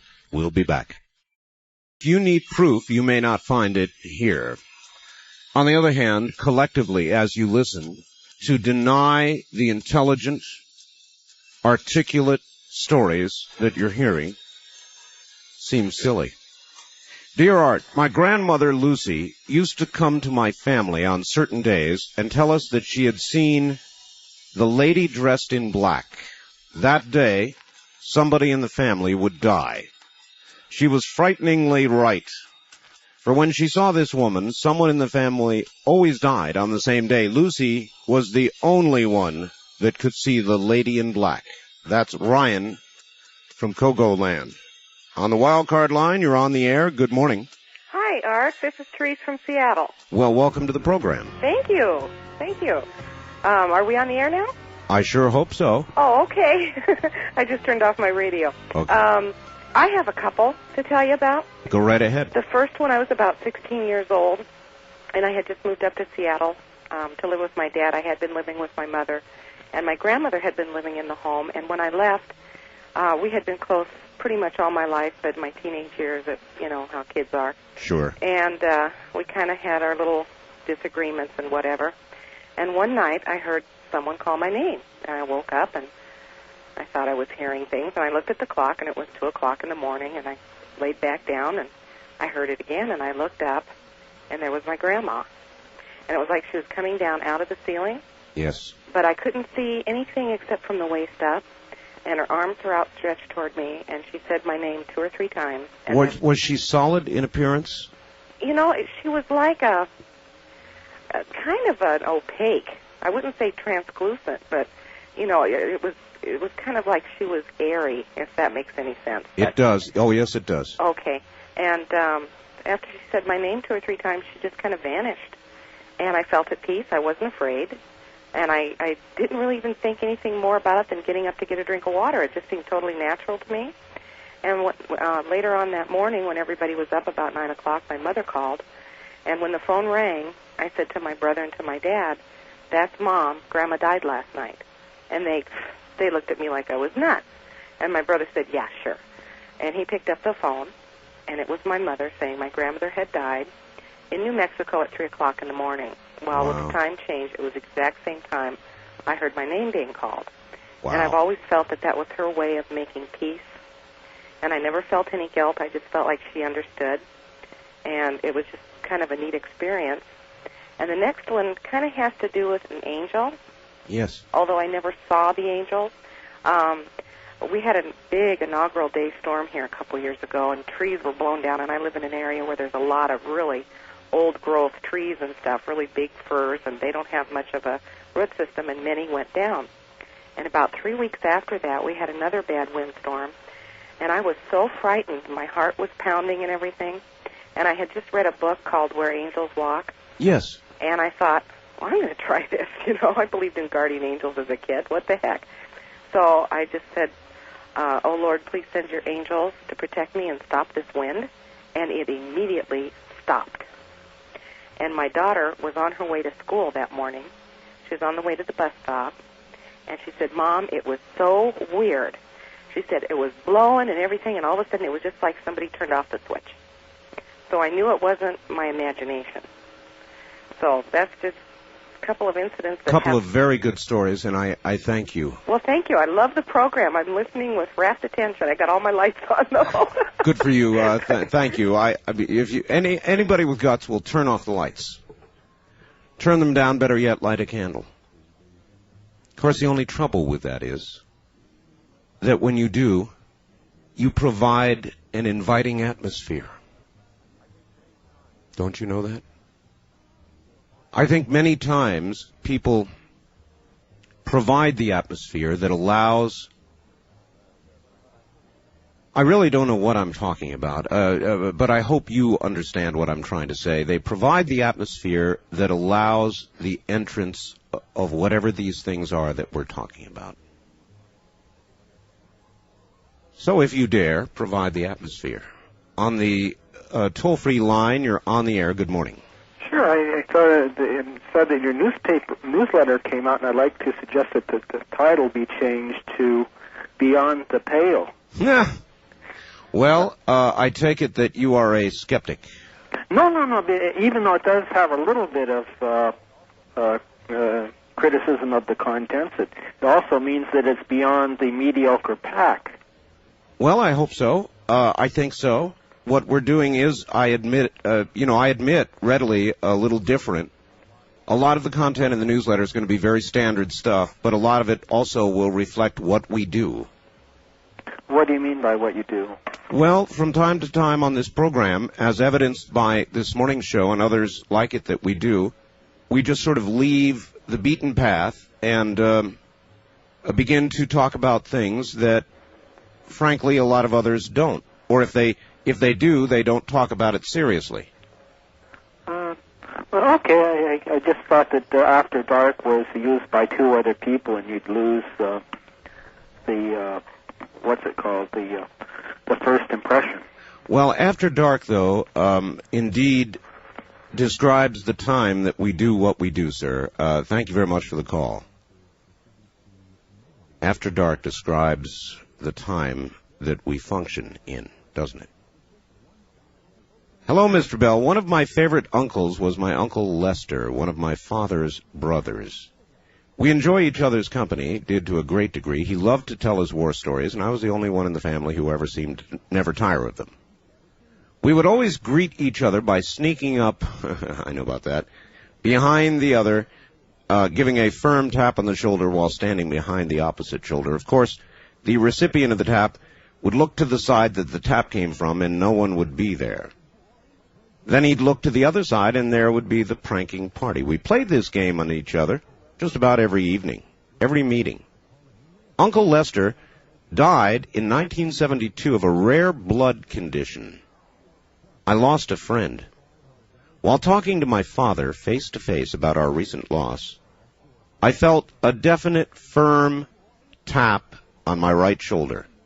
I turned and expected to see my mom. She wasn't there. I turned to my left. She wasn't there. I smiled and cried. Thanks, Art. Don from St. Louis County. On the toll-free line, you're on the air. Good morning. Good morning. Is this Art? Yes, it is. Hi, am I on the air right now? I hope so, sir. Oh, okay. Yeah, we don't screen calls, ever. We just put people on the air. Oh, great. Well, I heard you earlier speak about how animals are more receptive. I believe they are. Okay. Well, let me run this one past you. Okay. I was, I had just come home from work. It was, probably around 10. So it was dark outside. 10 o'clock at night. Okay. Yeah. Well, my room is about, 16 feet from the garage door. And, that's from the inside. And, I was just getting ready to go to bed, and, I heard something, a loud crash in the garage, and I went out there, and we had a workbench out there. I turned on the light, and there was my cat sitting on the workbench. It had knocked over a can of gasoline, and apparently it drank some. Okay. Oh boy. Well, what happened was, what really got my attention was it was howling. It was just shrieking. And it took off. it was on a odd course. It was making circles, I'd say, around the floor. This is a joke. No. No? No.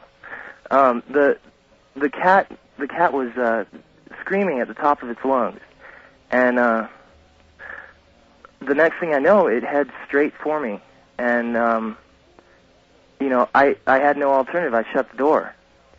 So the next thing I hear is like a scraping along the door, and then I hear a smack. Okay, a smack on the roof, and then I heard a loud crash on the floor, and that was about it. It really, I wasn't quite sure what happened until I went out later and found my cat. It apparently it ran out of gas. I told you it was a joke. I've heard it. Thanks for the call. On the first-time caller line, you're on the air. Hi. Hi, Art. This is Bill calling from the Seattle neighborhood of Capitol Hill. Hi, Bill. Hi. I've heard a lot of really crazy, fantastic tales tonight, but That's mine's right. kind of pretty much down-to-earth thing that maybe a first-timer might understand. When I lived in Lawrence, Kansas, I lived in a house that was said to have been haunted, and my roommate told me about, kind of strange poltergeist-type episodes and things. Mm-hmm. And one night I was sitting in this large room with a bunch of friends of mine, and one of my friends, my roommate's been without studying, and I thought he came home, and I saw him walk past the door, and I was going to, play a trick on him, kind of pat him on the back or jump on him or something. Sure. And he wasn't there.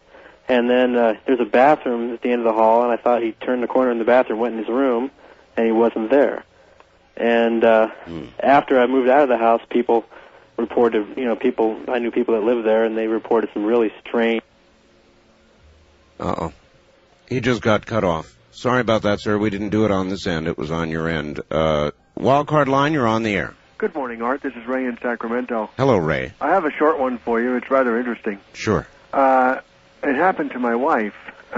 Before we got married, she was living in Massachusetts and I was in Florida. And she was living in the YWCA. Right. And she walked into, I believe it was either the library or the sitting room, a quiet sitting room in there. And she heard what sounded like a rocking chair going back and forth, the creaking rocking chair.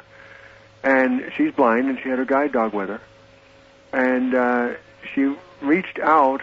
She finally got up enough nerve. She was listening to this for quite a little while, and she got up enough nerve to reach out to touch to see if the chair was really there. And the minute she reached out, it stopped, and it was gone. How weird. It was extremely weird. She told me this 6 years ago, and I still remember it. Well, these are things that stick with you, aren't they? Yeah, they are. They are. I appreciate your call, sir. Thank you. These things stick with you many times for life. You don't forget them. Why? Because they suggest the possibility or even the probability collectively of an afterlife.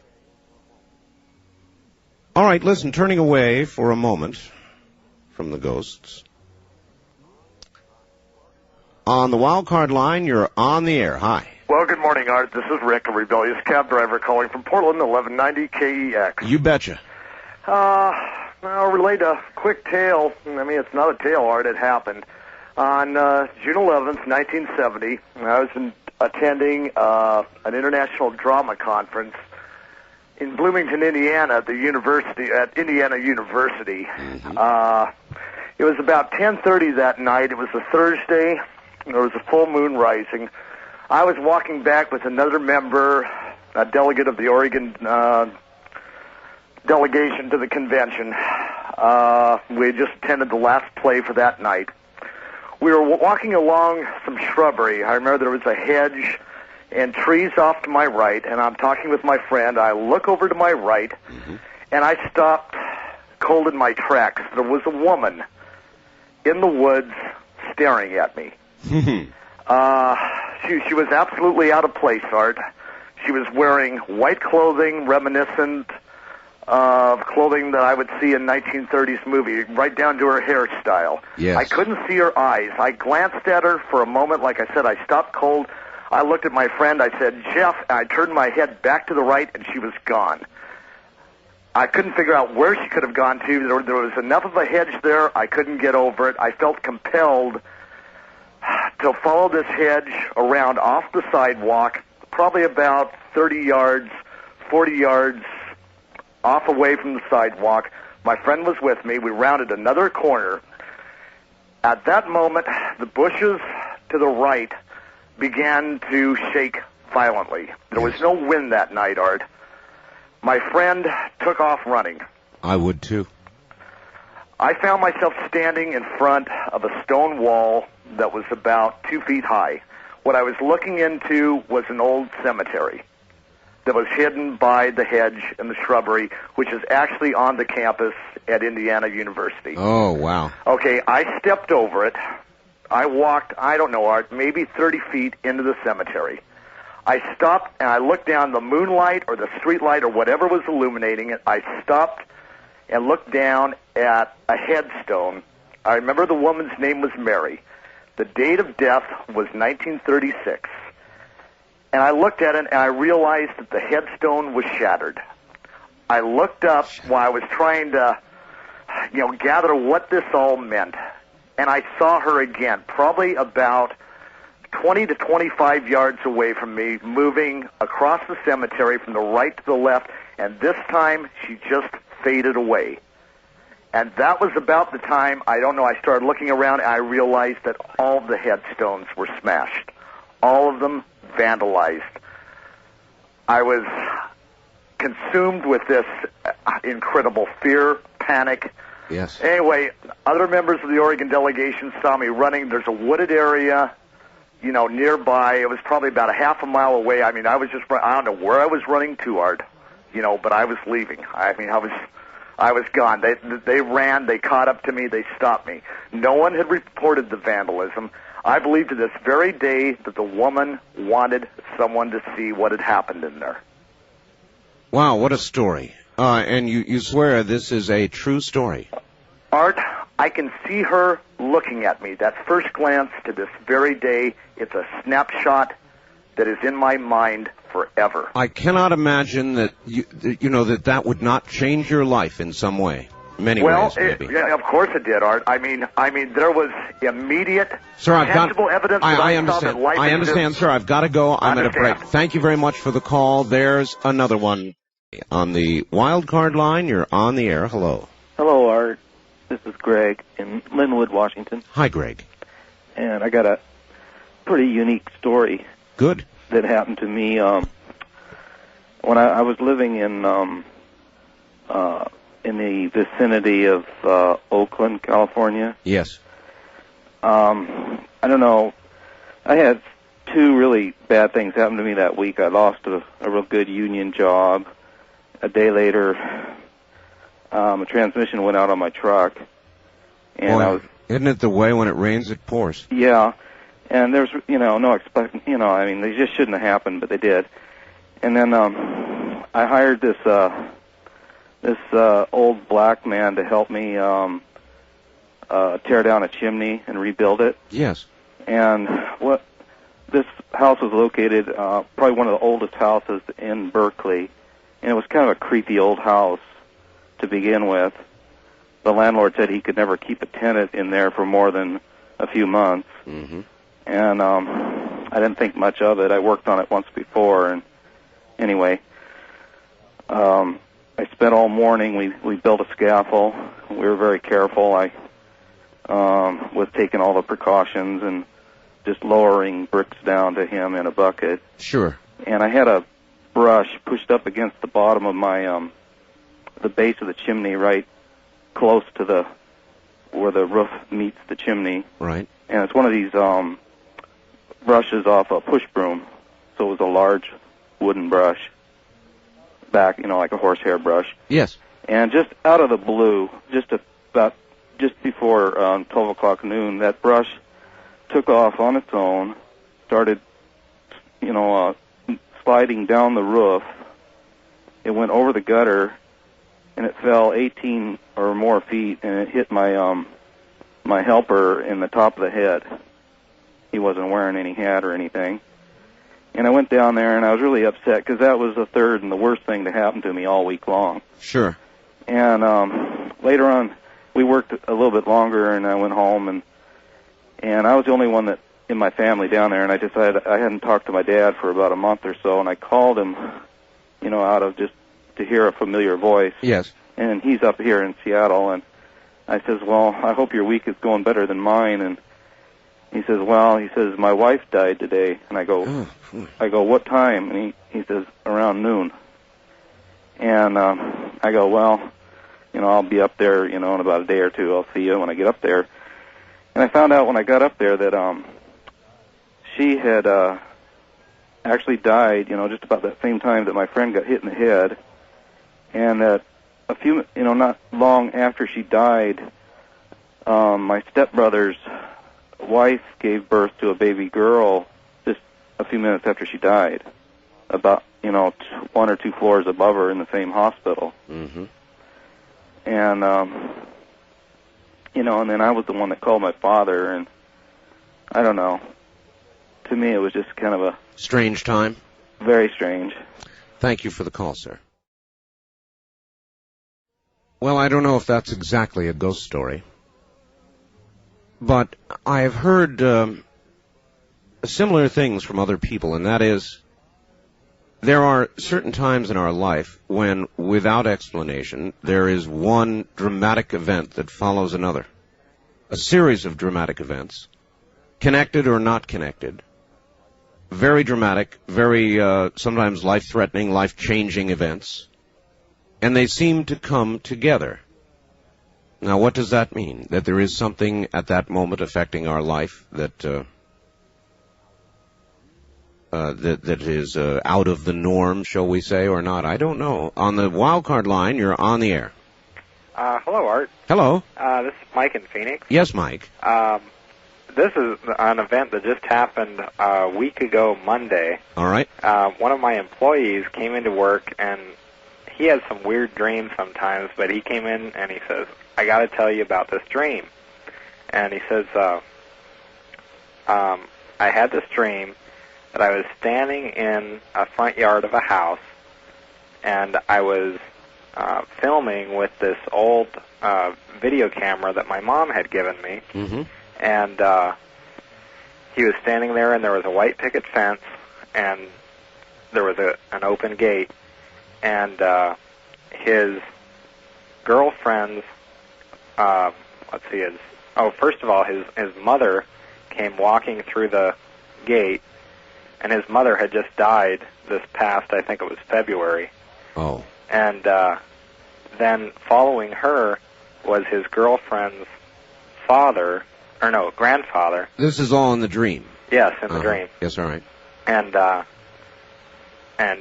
he had just died this past year also. And then following behind him was his girlfriend's grandmother. Kind of a March of the Dead. Yes, and he described, actually he didn't know who the last lady was because he had never seen her. Yes. And he described her to his girlfriend, and she said that that was her grandmother, and she was wearing a pink dress with a bow on it, and she said that's what my grandmother, that's her favorite dress that she wants to be buried in. Hmm. And so he told me about this dream. This was a week ago Monday, and 2 days later on Wednesday, he came into work late, and he says, "Oh, I'm sorry that I'm late. My girlfriend's grandmother just died." Wow. Yeah, it was really weird. Really weird. Yes, thank you very much. I wasn't sure where the video was fitting in all. I guess I was just in the dream. On the toll-free line, you're on the air. Good morning, Art. Rusty in Kansas City. What's up? Hello, Rusty. Well, how's the stories going tonight so far? Well, if you've been listening, Rusty... I haven't. I just got in. I see. Do you have one for us? I most certainly do. Go ahead. I'm 23 now, but at the time I was about 12 years old, and my family and I moved into a house at a residential lake here in Missouri. The houses there at this lake are pretty old. In our basement, I don't know if it's totally relevant, but there was a lot of natural rock. I don't know if you go through the woods, you see like ridges and stuff. Yes. Of rock. Well, that was how our basement was full of that. And it was actually, if you were small enough, you could get back and like go into caves and stuff in our house, in the basement. Wow. That was just the creepy part. We had a lot of harmless incidences happen as far as leading to the basement. A door, they had cut the door out of the natural wood walls. I mean, the wooden walls, they cut the door out. It was made out of the wall with just hinges. I've got you. And a lot of times, it just had a little latch, and a lot of times, out of nowhere, this little latch would just flip up, and the door would open, and then minutes later, it would close, and the latch would go back. Now, this happened several times, and we lived there for about 2 years, and it got to the point where we were actually used to it. There were a lot of other smaller incidents. That's what a lot of people have said this morning, Rusty, that people live in haunted houses or houses where these things are occurring, and it finally gets to the point where it doesn't scare them, it doesn't even bother them, you just get used to it, and you live with it, and it's part of what you live with. Exactly. At the time, though, I was 12 years old, and 2 bedrooms were upstairs, 1 bedroom was downstairs. That was my room, by itself. Okay, thank you very much for the call, Rusty. There's another case, and isn't that interesting? Something that would scare me and turn me different colors, I'm sure, pale white, very pale white. Other people just learn to live with after a while. My cat Polo and I are enjoying being frightened by your Halloween tales. Here in Hawaii, we don't have goblins, but we do have menehunis, little people who accomplish strange things in the night. Aloha, Malia. On the first-time caller line, you're on the air. Hi. Yes, Art, how you doing? Just fine. This is Kevin in New Orleans. Yes, Kevin. Yes, I have 2 quick ghost stories to tell you about. My girlfriend lives in a place called Chalmette, Louisiana. Yes. And her house was buried on Chalmette Battlefield. And her mother and father would always tell me about these ghost stories that they was happening in the house and everything. And I never really believed it too much, you know. So I would always make fun of it and everything. And we went and rented a bunch of ghost stories from the video store. And we're all in the living room together alone. And we're watching Amityville Horror. Yes. And he has this stereo hooked up to his TV. Well, it wasn't on at the time, but about halfway through the movie, the stereo just blasts on out of nowhere. And I mean, it's really loud. Right. And he jumps up, and he checks it, and he turns it off. And he just looks at me and shrugs it off like, well, you know, these things happen all the time. And I'm like, well, you know, it never happened when I was there. You know, they always told me about it, but I never seen anything like that happen before. New Orleans and Louisiana in general strikes me as a place that is old, ripe with a lot of tradition, and it's kind of a place where ghosts would be. Yes, sir. We just had a write-up in our article in our paper today about ghost stories in New Orleans, and seems to be a lot of superstition going around, especially with the old French Quarter and the Battle of New Orleans and everything. A lot of old cemeteries and such. I'm sure there are. It's just the right kind of atmosphere. Thank you. And again, relating to atmosphere, folks, even this program, as you sit this morning and listen to it, provides the kind of atmosphere that will allow things to occur. So I'm not going to be surprised, and I'm sure you should see the stack of stories that I have. I'm never going to get through all of them today. The fax machine has just been burning up in the other room. I'm never going to get to them all. But before it's over, I guarantee I will get stories of things that have occurred during this program. And I believe the reason for that is atmosphere. Or, as I used to say in the 60s, set and setting. That's kind of an old drug expression, set and setting. We are providing the set and setting for the introduction of whatever it is that we're going to hear about. And I guarantee that over the next few days, and I will catch you up on it, you will hear of things that occurred during this program, in fact, because of this program. On the first-time caller line, you're on the air. Hello. Oh, good spine-tingling morning to you, Mr. Bell. Yes, indeed. Where are you calling from? Red Desert, Wyoming, but my residence is in Oregon.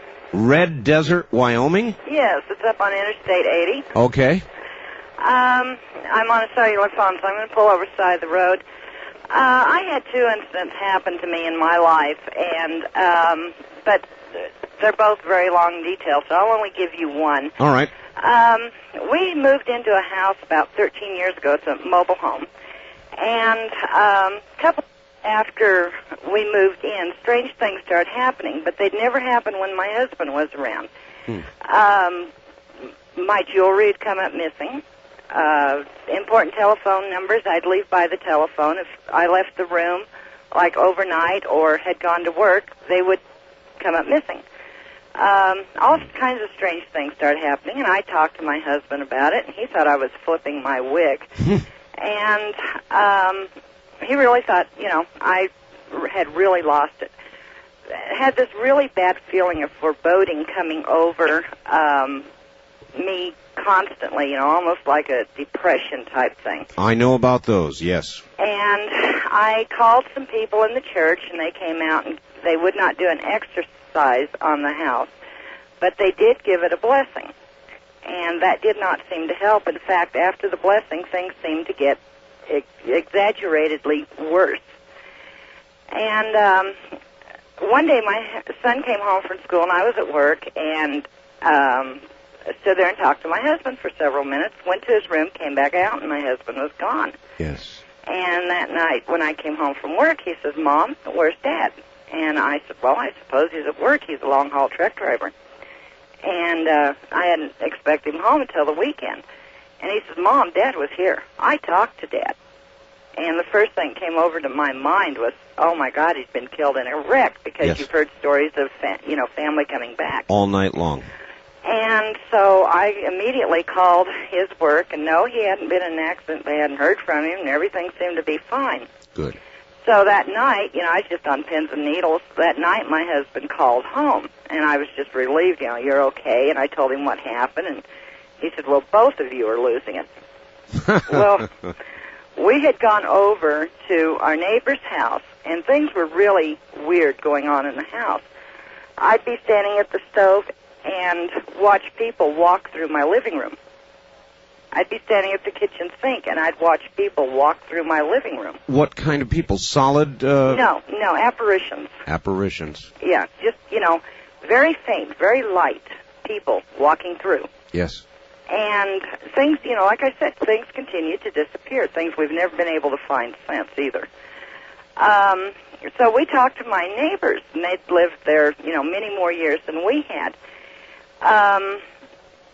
And they said, "Well, this is the old Barlow Trail, which, where we live." And I said, "Well, yes, I understand," which is the shortcut off of the Oregon Trail going to Salem, Oregon, instead of taking the Oregon Trail on into Oregon City. Yes. And I said, "Yeah, I realize that." And they said, "Well, you do realize that when a group of settlers would stop and camp, there was a group that stopped here, where we are." Mm-hmm. And I said, "No, I didn't know this." And a renegade band of Indians had come in and massacred the people. Oh, there we go. And I said, "Oh, well, this is wonderful. Why didn't we know about this before we moved in?" And so our neighbors continued to tell us that in their back bedroom, where her daughter used to stay when she was living at home, sometimes during the night, they could hear this moaning, crying sound. And one night, Richard was up. He'd come home from work, and he was up and had gone back. He heard the moaning and the crying, and the girl was trying to open the door, and he was on the outside trying to open the door. And as long as the moaning was going on, they couldn't get the door open. Wow. But when the moaning quit, the door just opened, almost through both of them, through the wall, because it just opened so fast. And so we got to, really, my husband didn't believe all this, so they told him again what their experience had been. This happened several times. Okay, we've got to hurry here. Okay. So one night, my husband was home on the weekend, and we'd gone to bed. And I used to pry the doors shut so they wouldn't open, because I'd come home and find doors open, kitchen cabinets open, refrigerator open, dishwasher running.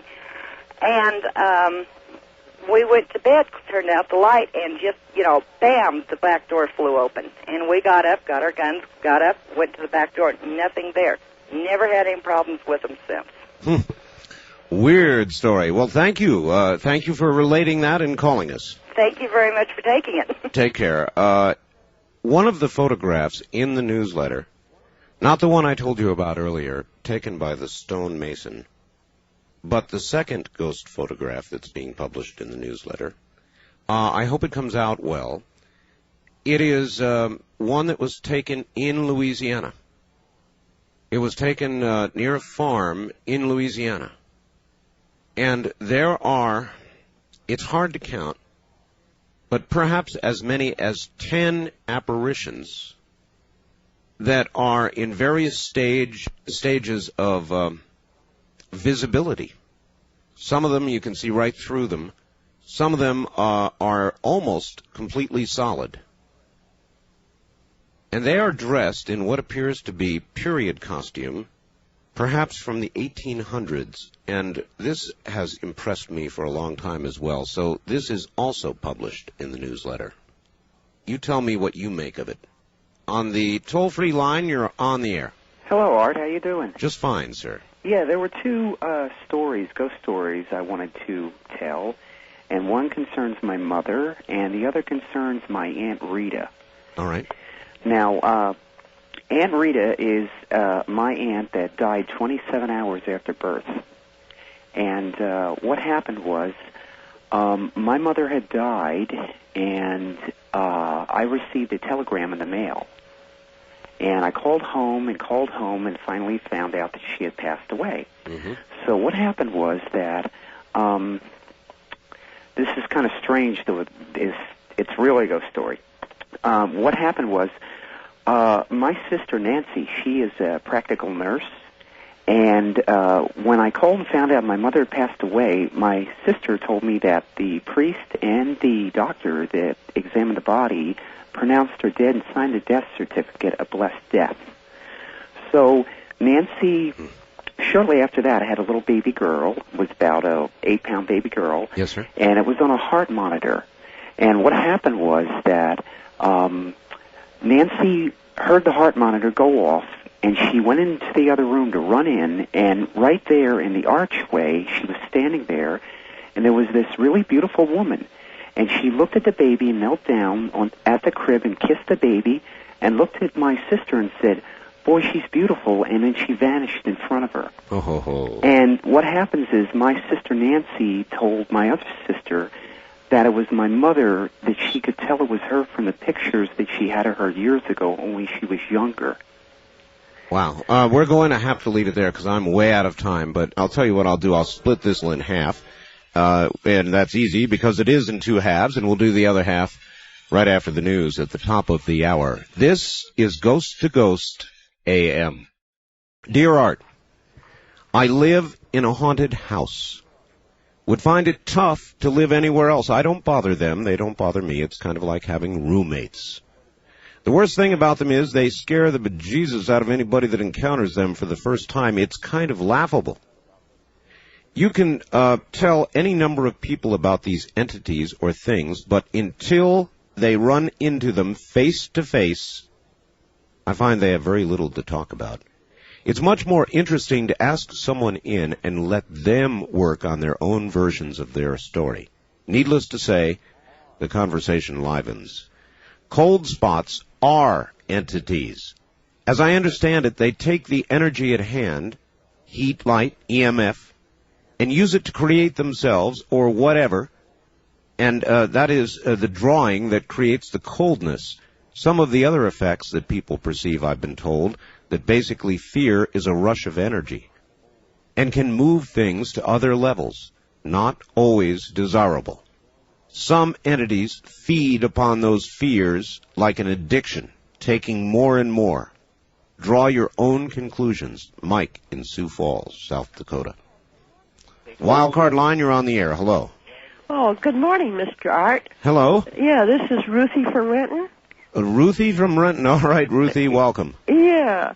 Well, starting with the guardian angel, when I was 4 years old, my brother was 16, and he kept saying, like, in February of that year, that he was going to go somewhere and never return. And my father used to say, well, don't forget your bike. And he says, I won't need my bike.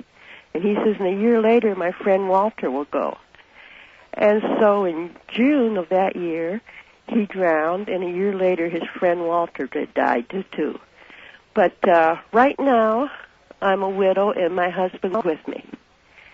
And he'll come, he'll massage my feet. I'll hear glass being cut in the corner, and nothing will be there. Wow. But one night, I got home from work at 12:30, and I had to be at work again at 7 a.m., and I couldn't sleep. And all of a sudden, I heard a loud noise coming down the hall, and it came about halfway down, and then it was quiet. And then I felt like a size of a $50 pressure on my forehead, yes, and I was out like a light. He put me to sleep. Wow. Yeah. What a story. And now I sleep with a flashlight on my pillow in case I hear anything like that again, because I don't want to be put to sleep. I understand, but I wonder if you also would want to see what the flashlight would reveal. Yeah, if anything. That's it. Thank you for the call. Take care. You know, how do you digest this? How do you digest the fact that so many intelligent, otherwise very normal people would tell these stories? Mass hallucination? Doubtful. What is it? Why would so many people tell these stories if there was not something to it? Well, Art, they just want it to be true. Hallucination? I don't think so. On the first-time caller line, you're on the air. Hello? Good evening. Good evening. This is Mike in Chico, California, KPAY. Hi, Mike. Yeah, I have a really interesting story. Back in 1973, I was enlisted in the Air Force. I was working for a SAC detachment out of Mississippi, and I happened to be on a gate shack that evening. It was, I looked at my watch, it was right around 3:05, and I happened to look out the window of the shack, and I saw a man standing there in an Air Force uniform. He had a captain's insignia bars on his shoulders, and he was standing there with his helmet underneath his arm and his head inside the helmet, and he looked at me and he said, "Where's my airplane and where's my crew chief?" Yes. And I kind of closed my eyes and I opened them up again, and he was gone. And so the next morning when I walked back into the control room, I happened to be going through, they have kind of like a library of flights that have been in and out of different places. And absolutely. And I remember the name on his uniform. It was Captain Brown. And I was looking through some documents of different flights, and I noticed a B-52 that had left this particular base at 3:05 in the morning, and it crashed 7 minutes later. Oh, my. And the name of Captain the captain Brown that flew the aircraft was Captain Brown. Of course. Oh, boy. That was kind of an interesting That's story. quite a story, yes. Oh, yeah. All right, sir. Thank you very much for the call. Even in the military, these stories come from across the board. Dear Art, I have a ghost story I'd like to share with your listeners. My grandmother had lived with my family for over 10 years. At age 84, was very much in control of her mental faculties. In January of 72, she passed away several months following a massive stroke. In her last days, she lost lucidity and would frequently cry out that she was dead, breaking down into mournful sobbing. 2 nights after Grandma's funeral, my brother and I sat awake in our beds, rehashing the day's events, as was customary for us before falling off to sleep.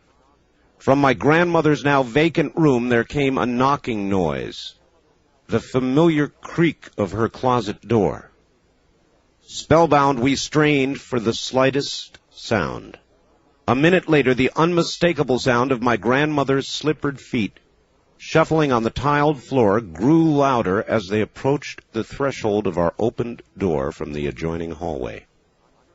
We were completely speechless. I'm sure my facial expression matched my brother's pop-eyed look. The next night, a short time after I'd fallen to sleep, my brother called out my name. He excitedly asked me, "Did you hear that? Listen." Again, the familiar foot shuffle of Grandma came from the living room and hallway outside our room. That was the last occasion of our supernatural experience, but the recollection is still clear to both my brother and I. I believe our experience made us both far less skeptical of other ghostly tales. That's a story from Chris in Wasilla, Alaska. On the toll-free line, you're on the air. Hi. Art? Yes. Hey, how you doing? I'm doing fine, sir. This is Ben out of Sioux Falls, South Dakota. Yes, sir. And, I was just listening to some of the stories here, and, man, bone-chilling. I got two really quick stories for you. Fire away. In about 1979 or 1980, we were living in Illinois. My mom, with my brother and myself, she just got a recent divorce, and we were living in a little apartment, and she had a truck driver friend over, and big guy, huge guy, 320 pounds. Yes. The place was a little haunted. It was a little weird sometimes. We just didn't know sometimes why or what. My brother and myself left the apartment. It was early evening, and my mom and this guy was in the living room just with the... Okay, we got to hurry along here. All right, with a candle, and they heard someone running in the hallway, trip and fall down, and this guy jumped up and he says, "Hey, you okay?" And there was no one there. Weird. No one there at all. We don't know anything about that, you know? Weird, sir. Yeah. Yep. Another time... Well, okay, we'll have to hold it there. We're out of time. I'm sorry, and I've got to move on. We're so short on time. On the wild card line, you're on the air. Hi, Art. This is John from San Diego. Hi, John. Yeah, I got a story for you. I used to work at a custodian at a movie theater where they show 6 movies in one building. Yes. Well, one day one of our projection guys passed away, had a heart attack, you know. Mm-hmm. And, well, a couple of days later, all the employees were talking about some strange things happening in the theaters, like lights flickering off and on, doors slamming, ice machine falling apart or something like that. And, within that week, we were working, and assistant manager came up to us, and he was asking us if we called him, and we said no. We didn't call him at all. And he said he heard someone calling his name, and we said it wasn't us because we were too busy working in one of the theaters, cleaning up theater. Right. And, even within that week still, 5 of us decided to find out what was going on, so we brought a tape recorder and set it in one of the theaters and left that theater and shut the light off. Right. And we went in the other theater to clean for a while, and took us about an hour to clean, and went back to that theater to pick up the tape recorder, went outside and listened to it, and we heard the chair go down and spring right back up by itself. Huh.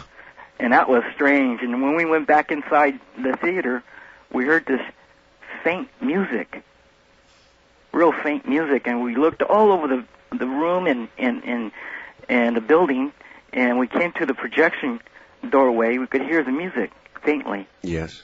And we thought it was somebody with a timer radio that was that turned on by itself. Yes. Mm-hmm. And we checked with the projection guy, and he said they didn't have no radio like that in the projection room. That was the strangest part, because a lot of other things happened in there. Well, I'll tell you, sir. Thank you.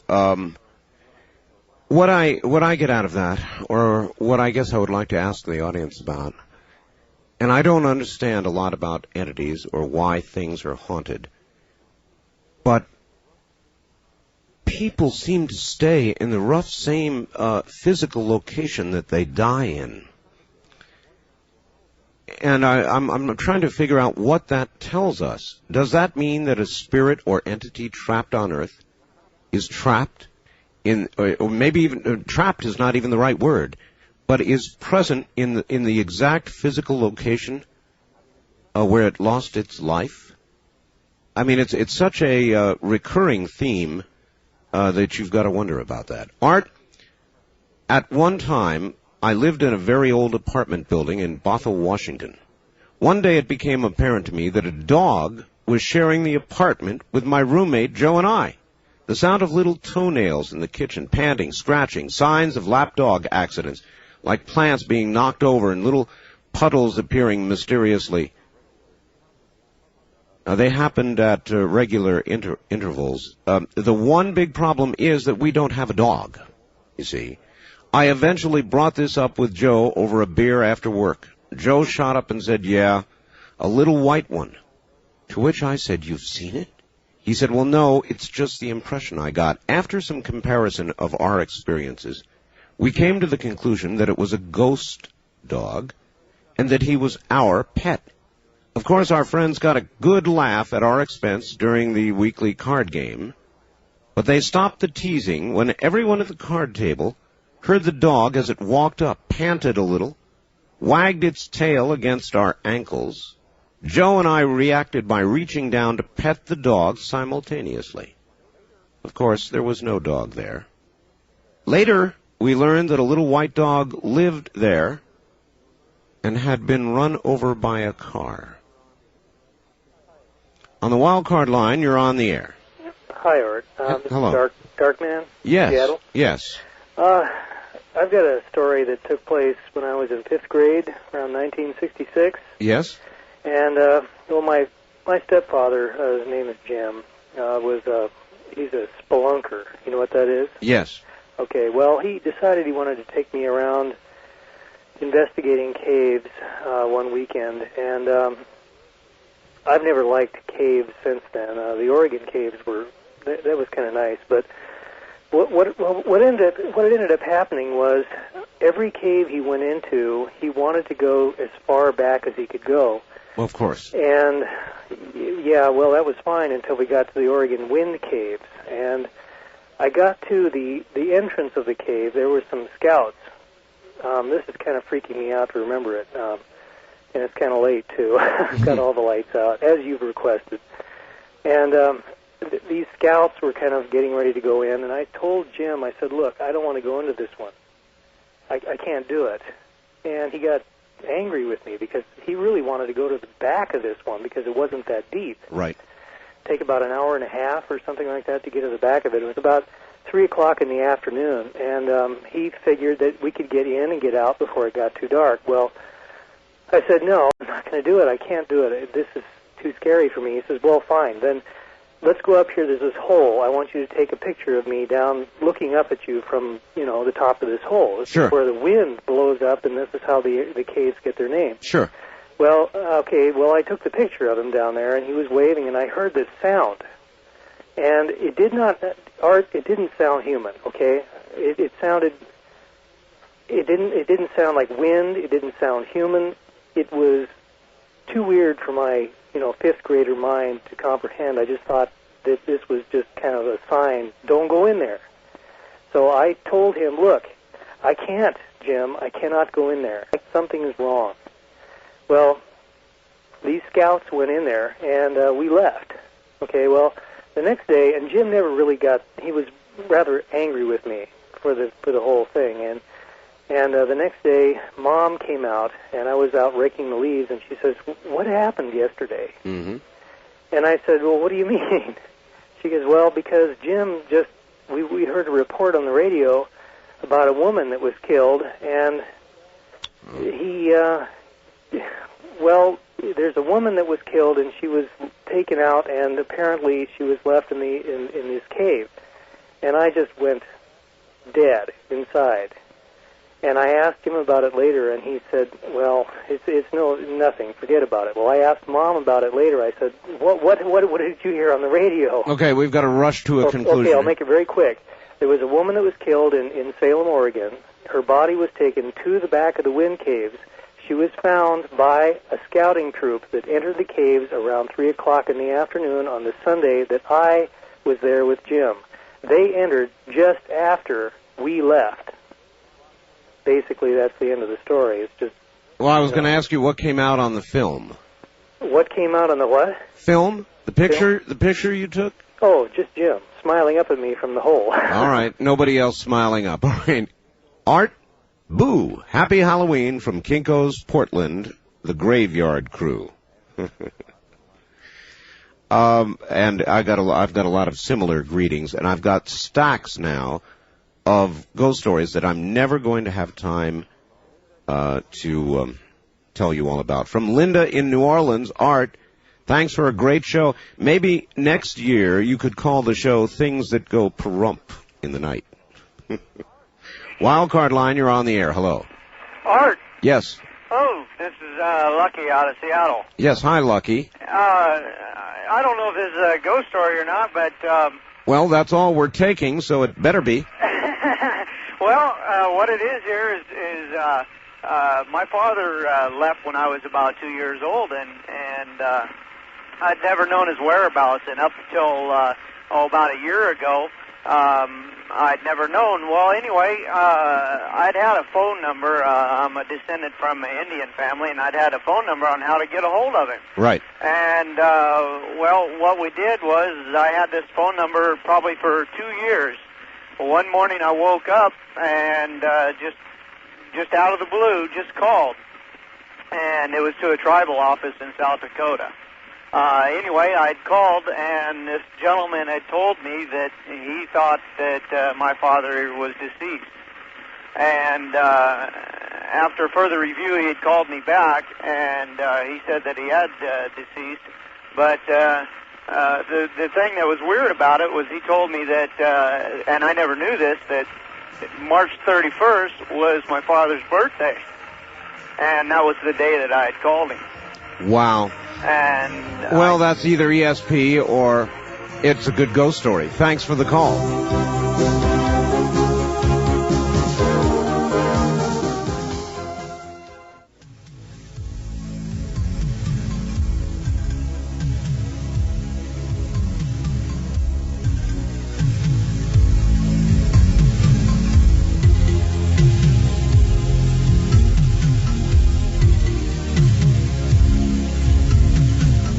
From the Kingdom of Nye, this is Coast to Coast AM with Art Bell on the CBC Radio Network. Good morning. It is Saturday morning on Halloween weekend, or Monday morning, depending on when you're hearing this program. But in a lot of ways, it doesn't matter what day it is.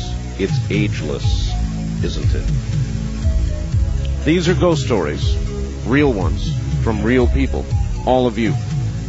Scarier than any sort of guest I could put on, because it's coming from all of you and it's real. That's what it's all about. That's what this program is all about. And we now continue on the toll-free line. You're on the air. Good morning. Hi, Art. It's Kim from Olympia. Hi, Kim. My ghost story kind of pales in comparison to some of them I heard tonight. But my bedroom, I have a bed. My TV's at the foot of my bed, and I have a big bird on an open perch. It's a blue and gold macaw. Right. And my roof always leaked just in this one little place. And so we finally got tired of messing with it. We put plastic over the hole, over where it leaked at. Well, sure. And it's always been a familiar sound hearing my husband walking around back and forth that they're working on it. Well, one night, he was down at his shop working, and I was in bed watching some good trash TV. And I heard him go up there, and I figured, well, he's just fixing the plastic. You know, it had blown off or something. It's really late at night. And I waited through 3 commercial breaks because I was all cozy and didn't want to get out of bed. And finally, my bird kept getting upset. Whenever I get in bed, he goes to bed. And my bird kept pacing back and forth. And he kept pacing back and forth. And I thought, daggum it, it's, bothering him. And pretty soon he goes, rock, makes a really loud sound. I go, he's going to wake my kids up. So I got out of bed to go yell at my husband. And right when I got to the door to open it, my husband opened the door. And the walking stopped. Oh. Yeah. That's my ghost story. What do you think it was? My husband said, see, it's general knowledge in my family that I'm chicken. I'm afraid of everything. I don't do ghosts. And he said that it may have been someone close to us who passed on that wanted to make contact but not make me afraid. It was something that I was very familiar hearing because it sounded just like my husband up there walking. I've heard it for years. Thank you for the call. Bye-bye. Take care. I can imagine it would be so if there is an afterlife, and I am convinced there is. Then there would be nothing that anybody would want to do more than to contact, to comfort, or to somehow link with the loved one they left behind. So I don't find it strange that we get these sorts of stories. I would be surprised if they were any other sort of story. It's always it seems a link to somebody that has known the person who was alive, or many times it appears to be a guardian angel kind of story. And occasionally the story of a spirit that has died under very troubling conditions, a very violent, unexpected death, that sort of thing. Toll-free line, you're on the air. Hi. Good morning. Excuse me. This happened to me, or when I was in Europe about 10 years ago, and both my parents are archaeologists, and they had been digging at a Gallo-Roman dig on the Luxembourg-Belgian border for about 3 years. Mm-hmm. And we always stayed at a house that was sort of on a low, bald mountain, forested. 2 villages were nearby, Pétange on the Luxembourg side and Rodingen on the Belgian side, and the dig was nearby, the Tilburg. And we always had a crew of student diggers that would dig with us.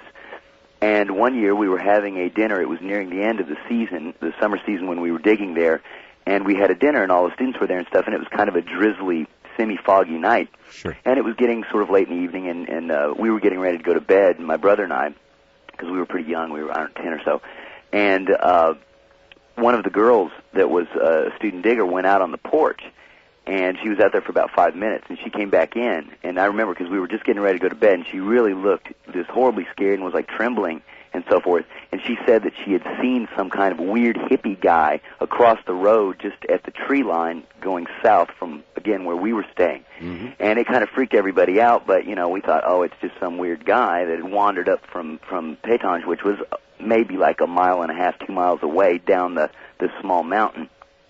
Anyway, we didn't think that much about it, but, still addressed the issue in the town later on. We asked, the grocer and stuff, why would someone be up there? And there weren't any people in this town. This was in like the early 70s and in kind of a rural area there. There weren't any people that really would likely fit that kind of description because she said it was like this really wild-looking hippie guy that was just standing there staring at her. And then we heard the story that during World War II, when the Nazis had occupied this area, that there was a guy who had lost his wife in the occupation and had gone crazy and had run off to live in the woods. And he had, lived roughly and stuff, and he'd become hirsute and so forth. And anyway, he had been hunted down and killed by the Nazis, for whatever reason. They didn't want this kind of thing going on or something. And no one, at least admittedly, had heard this story before this time. And this, really scared us. And this guy was called the Red Man of Rodingen, and he was from the Belgian town that was, some 8-10 miles away, actually, on the other side. But this girl, and it freaked us all out, and we were like, oh, God, my brother and I, of course, it's haunted, the whole area. And this girl got so freaked out by it that I remember she ended up going home early. And to this day, I can just remember this mood that was after this happened. This mood that was on the dig, and there was only 2 weeks left in that season. But she went home like that week because it had freaked her out so bad. Yeah, well, those are kind of freaky circumstances anyway. I mean, any dig, anything old like that in such an exotic location, to have that happen, I could understand it would go to work on your mind. Yeah. it was quite an experience. I remember it to this day. Appreciate the story, sir. Thank All right. you. Good night. There's one from Europe. That's another thing. These stories that you're hearing are not confined at all to this country. Our program is, and Canada and Mexico, I guess. And so those are the ones we're hearing. But I guarantee you that with a serious, we're not going to laugh at you kind of approach, you could put this program on in Europe, any nation, any language, and you could get the same kind of responses. Toll-free line, you're on the air. Good morning. Hi, Art. This is Kirk in Medford, Oregon. Hello, Kirk. What do you have for us? Well, I've had some strange things happen to me in the mid-'50s. We lived in a house in California on Garden Grove Avenue. Mm-hmm. And I was a kid of maybe about 10, 11. And I had trouble, like going in the bedroom. It seems that things happened. And I was uncomfortable, and I just was afraid to go in this bedroom we had in this house. I didn't like it. And one night, my grandparents came over, and we had dinner and such. And just as they were leaving, I just happened to walk by my bedroom. I was getting ready to go to bed, and I saw the curtain move. And just out of the corner of my eye, and I had a bad feeling. And I looked over, and I could hardly believe my eyes. And I didn't want to go in the bedroom, but it turned out it was time to go to bed, so we did. And when I went in there, no sooner had I been on the bed for more than 2 or 3 minutes, it seemed unreasonably dark, and I started to panic. And I noticed my window being open, a slight breeze coming in, and it was unreasonably cold. And with no warning, this unusual ghost-like being floated through the window. And I got the impression that it was female. I don't know why. It had white hair that almost looked like straw. And I tried so hard to scream, and it's an odd sensation. I know I was awake. I wasn't dreaming because, I was aware of... Let me guess, the scream wouldn't come. Well, it did slightly. It did slightly, but I just couldn't get it out, and this being floated toward me, and it grabbed my hand, and as I was starting to scream, and actually, I was making sounds, it tied something around my finger, and then I was completely immobile. It then kind of floated me up out of bed and by the window, and I actually floated out the window, and I got the sensation when I was floating that I was like on a magic carpet. And I remember being floated toward a light, and I remember being poked and prodded, and I got the weirdest sensation, like almost like a tickling sensation. I noticed a buzzing sound, and then I don't remember much after that. I remember being back in bed. You know what I would say to you, sir? What's that? And I don't know if it'd be right or not, but I would say, if you ever have the opportunity, get a hypnotist to regress you. What you may have experienced may not have been so much a ghost story as it is an abduction story. And that's what kind of scares me, because I'll tell you something. Several months after that, I was back in my bedroom, and talk about closets. I was laying in bed. My little brother used to hop in bed with me. I was used to that. He'd hop in bed. He got scared a few times. Sure. But one night, my little brother was not in the bedroom, and it turns out that I felt something next to me, touching me all over, and it felt like claws. And it was the weirdest, most awful thing. And it pushed me in the closet, inside the closet, and the door went shut. And that time I did manage to scream. My mother came in and turned the light on and found me in there, and I was shaking hysterical. All right. I appreciate the call, sir. There it is, another closet story. I suggest to you all, and you need not do it. It's your business. But if you have an open closet now, close it. I want to remind you all that our new newsletter, the inaugural edition of our newsletter, is just coming out. And if you would like to get it, a subscription to the newsletter, it'll be 16 pages long, is just $29.95. In it, you will find 2 of the more convincing ghost photographs, along with a lot more, that I've ever seen. To order our newsletter, and of course I'm only discussing this aspect of it this morning, it's really very comprehensive, with a lot of inside stuff about this program and the network and talk radio in general. The number to call, $29.95 with your credit card, 1-800-917-4278. 1-800-917-4278. Tell them you want After Dark. Or you can send a check or money order to Chancellor Broadcasting, 744, that's 744, East Pine, P-I-N-E, Central Point, Oregon, 97502, 97502. So if you want to do it that way, it's fine. You don't need to call. Just send a check or money order. That'll get you a full year. To Chancellor Broadcasting, 744 East Pine, as in pine tree, Central Point, Oregon, zip code 97502. On the wild card line, you're on the air. Good morning. Hi, this is David from Sacramento. Hi, David. And this isn't a story. This is a true account, I swear to God. Well, that's fine. In 1976, I was on a National Outdoor Leadership Mountaineering School in the Wind River Range in Laramie, Wyoming. Yes, sir. And it's an ancient range, and Indians have lived there for thousands of years. After about 25 days on this trip in these remote areas, me and my camp partner had just finished dinner. We needed some water for our tea. It was really dark, and we set off for the river, and it was only about 30 feet away. We started down the small trail and could hear the babbling sounds coming from the river just a few feet away. Suddenly, it just grew pitch black, and the forest seemed to close in all around us. We could just make out vague shapes and dark apparitions, and the sounds of the water were replaced by a whooshing sound. Mm-hmm. Everything seemed to spiral around us, and like water going down a drain. It scares me now just to think about it.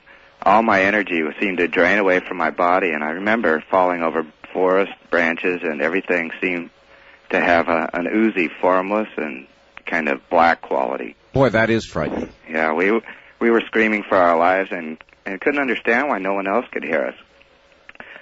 The next thing I remember is my knees were getting weak, and I had this kind of sinking feeling.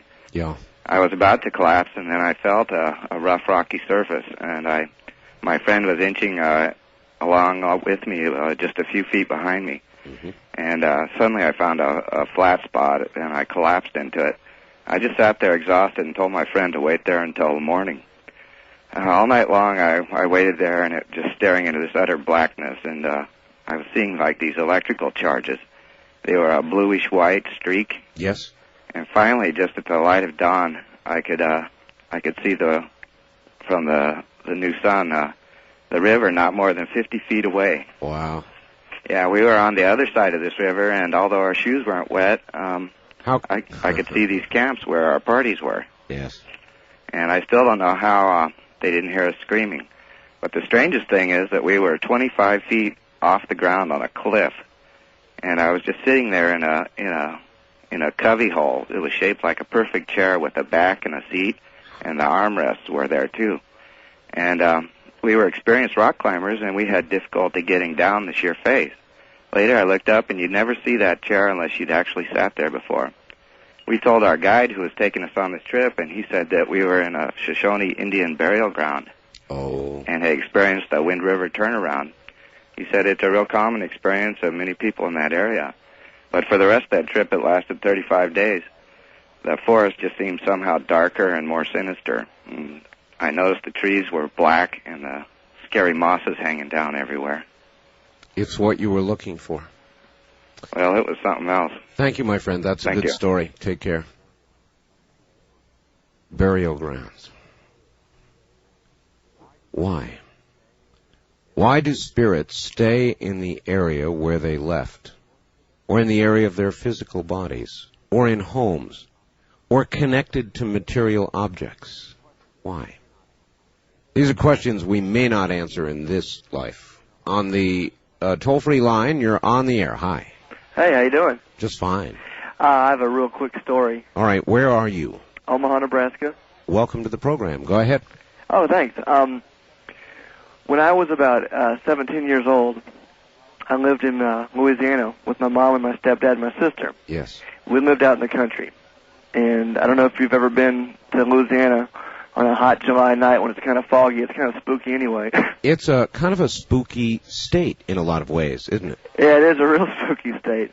And this story, no one believes it. It doesn't matter if you believe it or not. It's just the truth. That's all right. I drove out to the country one night and drove out to our house. We had a long gravel road, and our house was about 200 yards back from the main road. We actually lived at the end of a cul-de-sac, and we were the only house out there.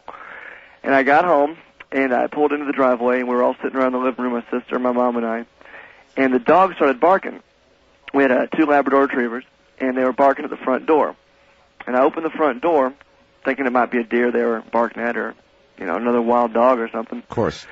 And they ran straight like a rabbit across our yard and then across the cul-de-sac into the lot across from us. It was an all wooded area.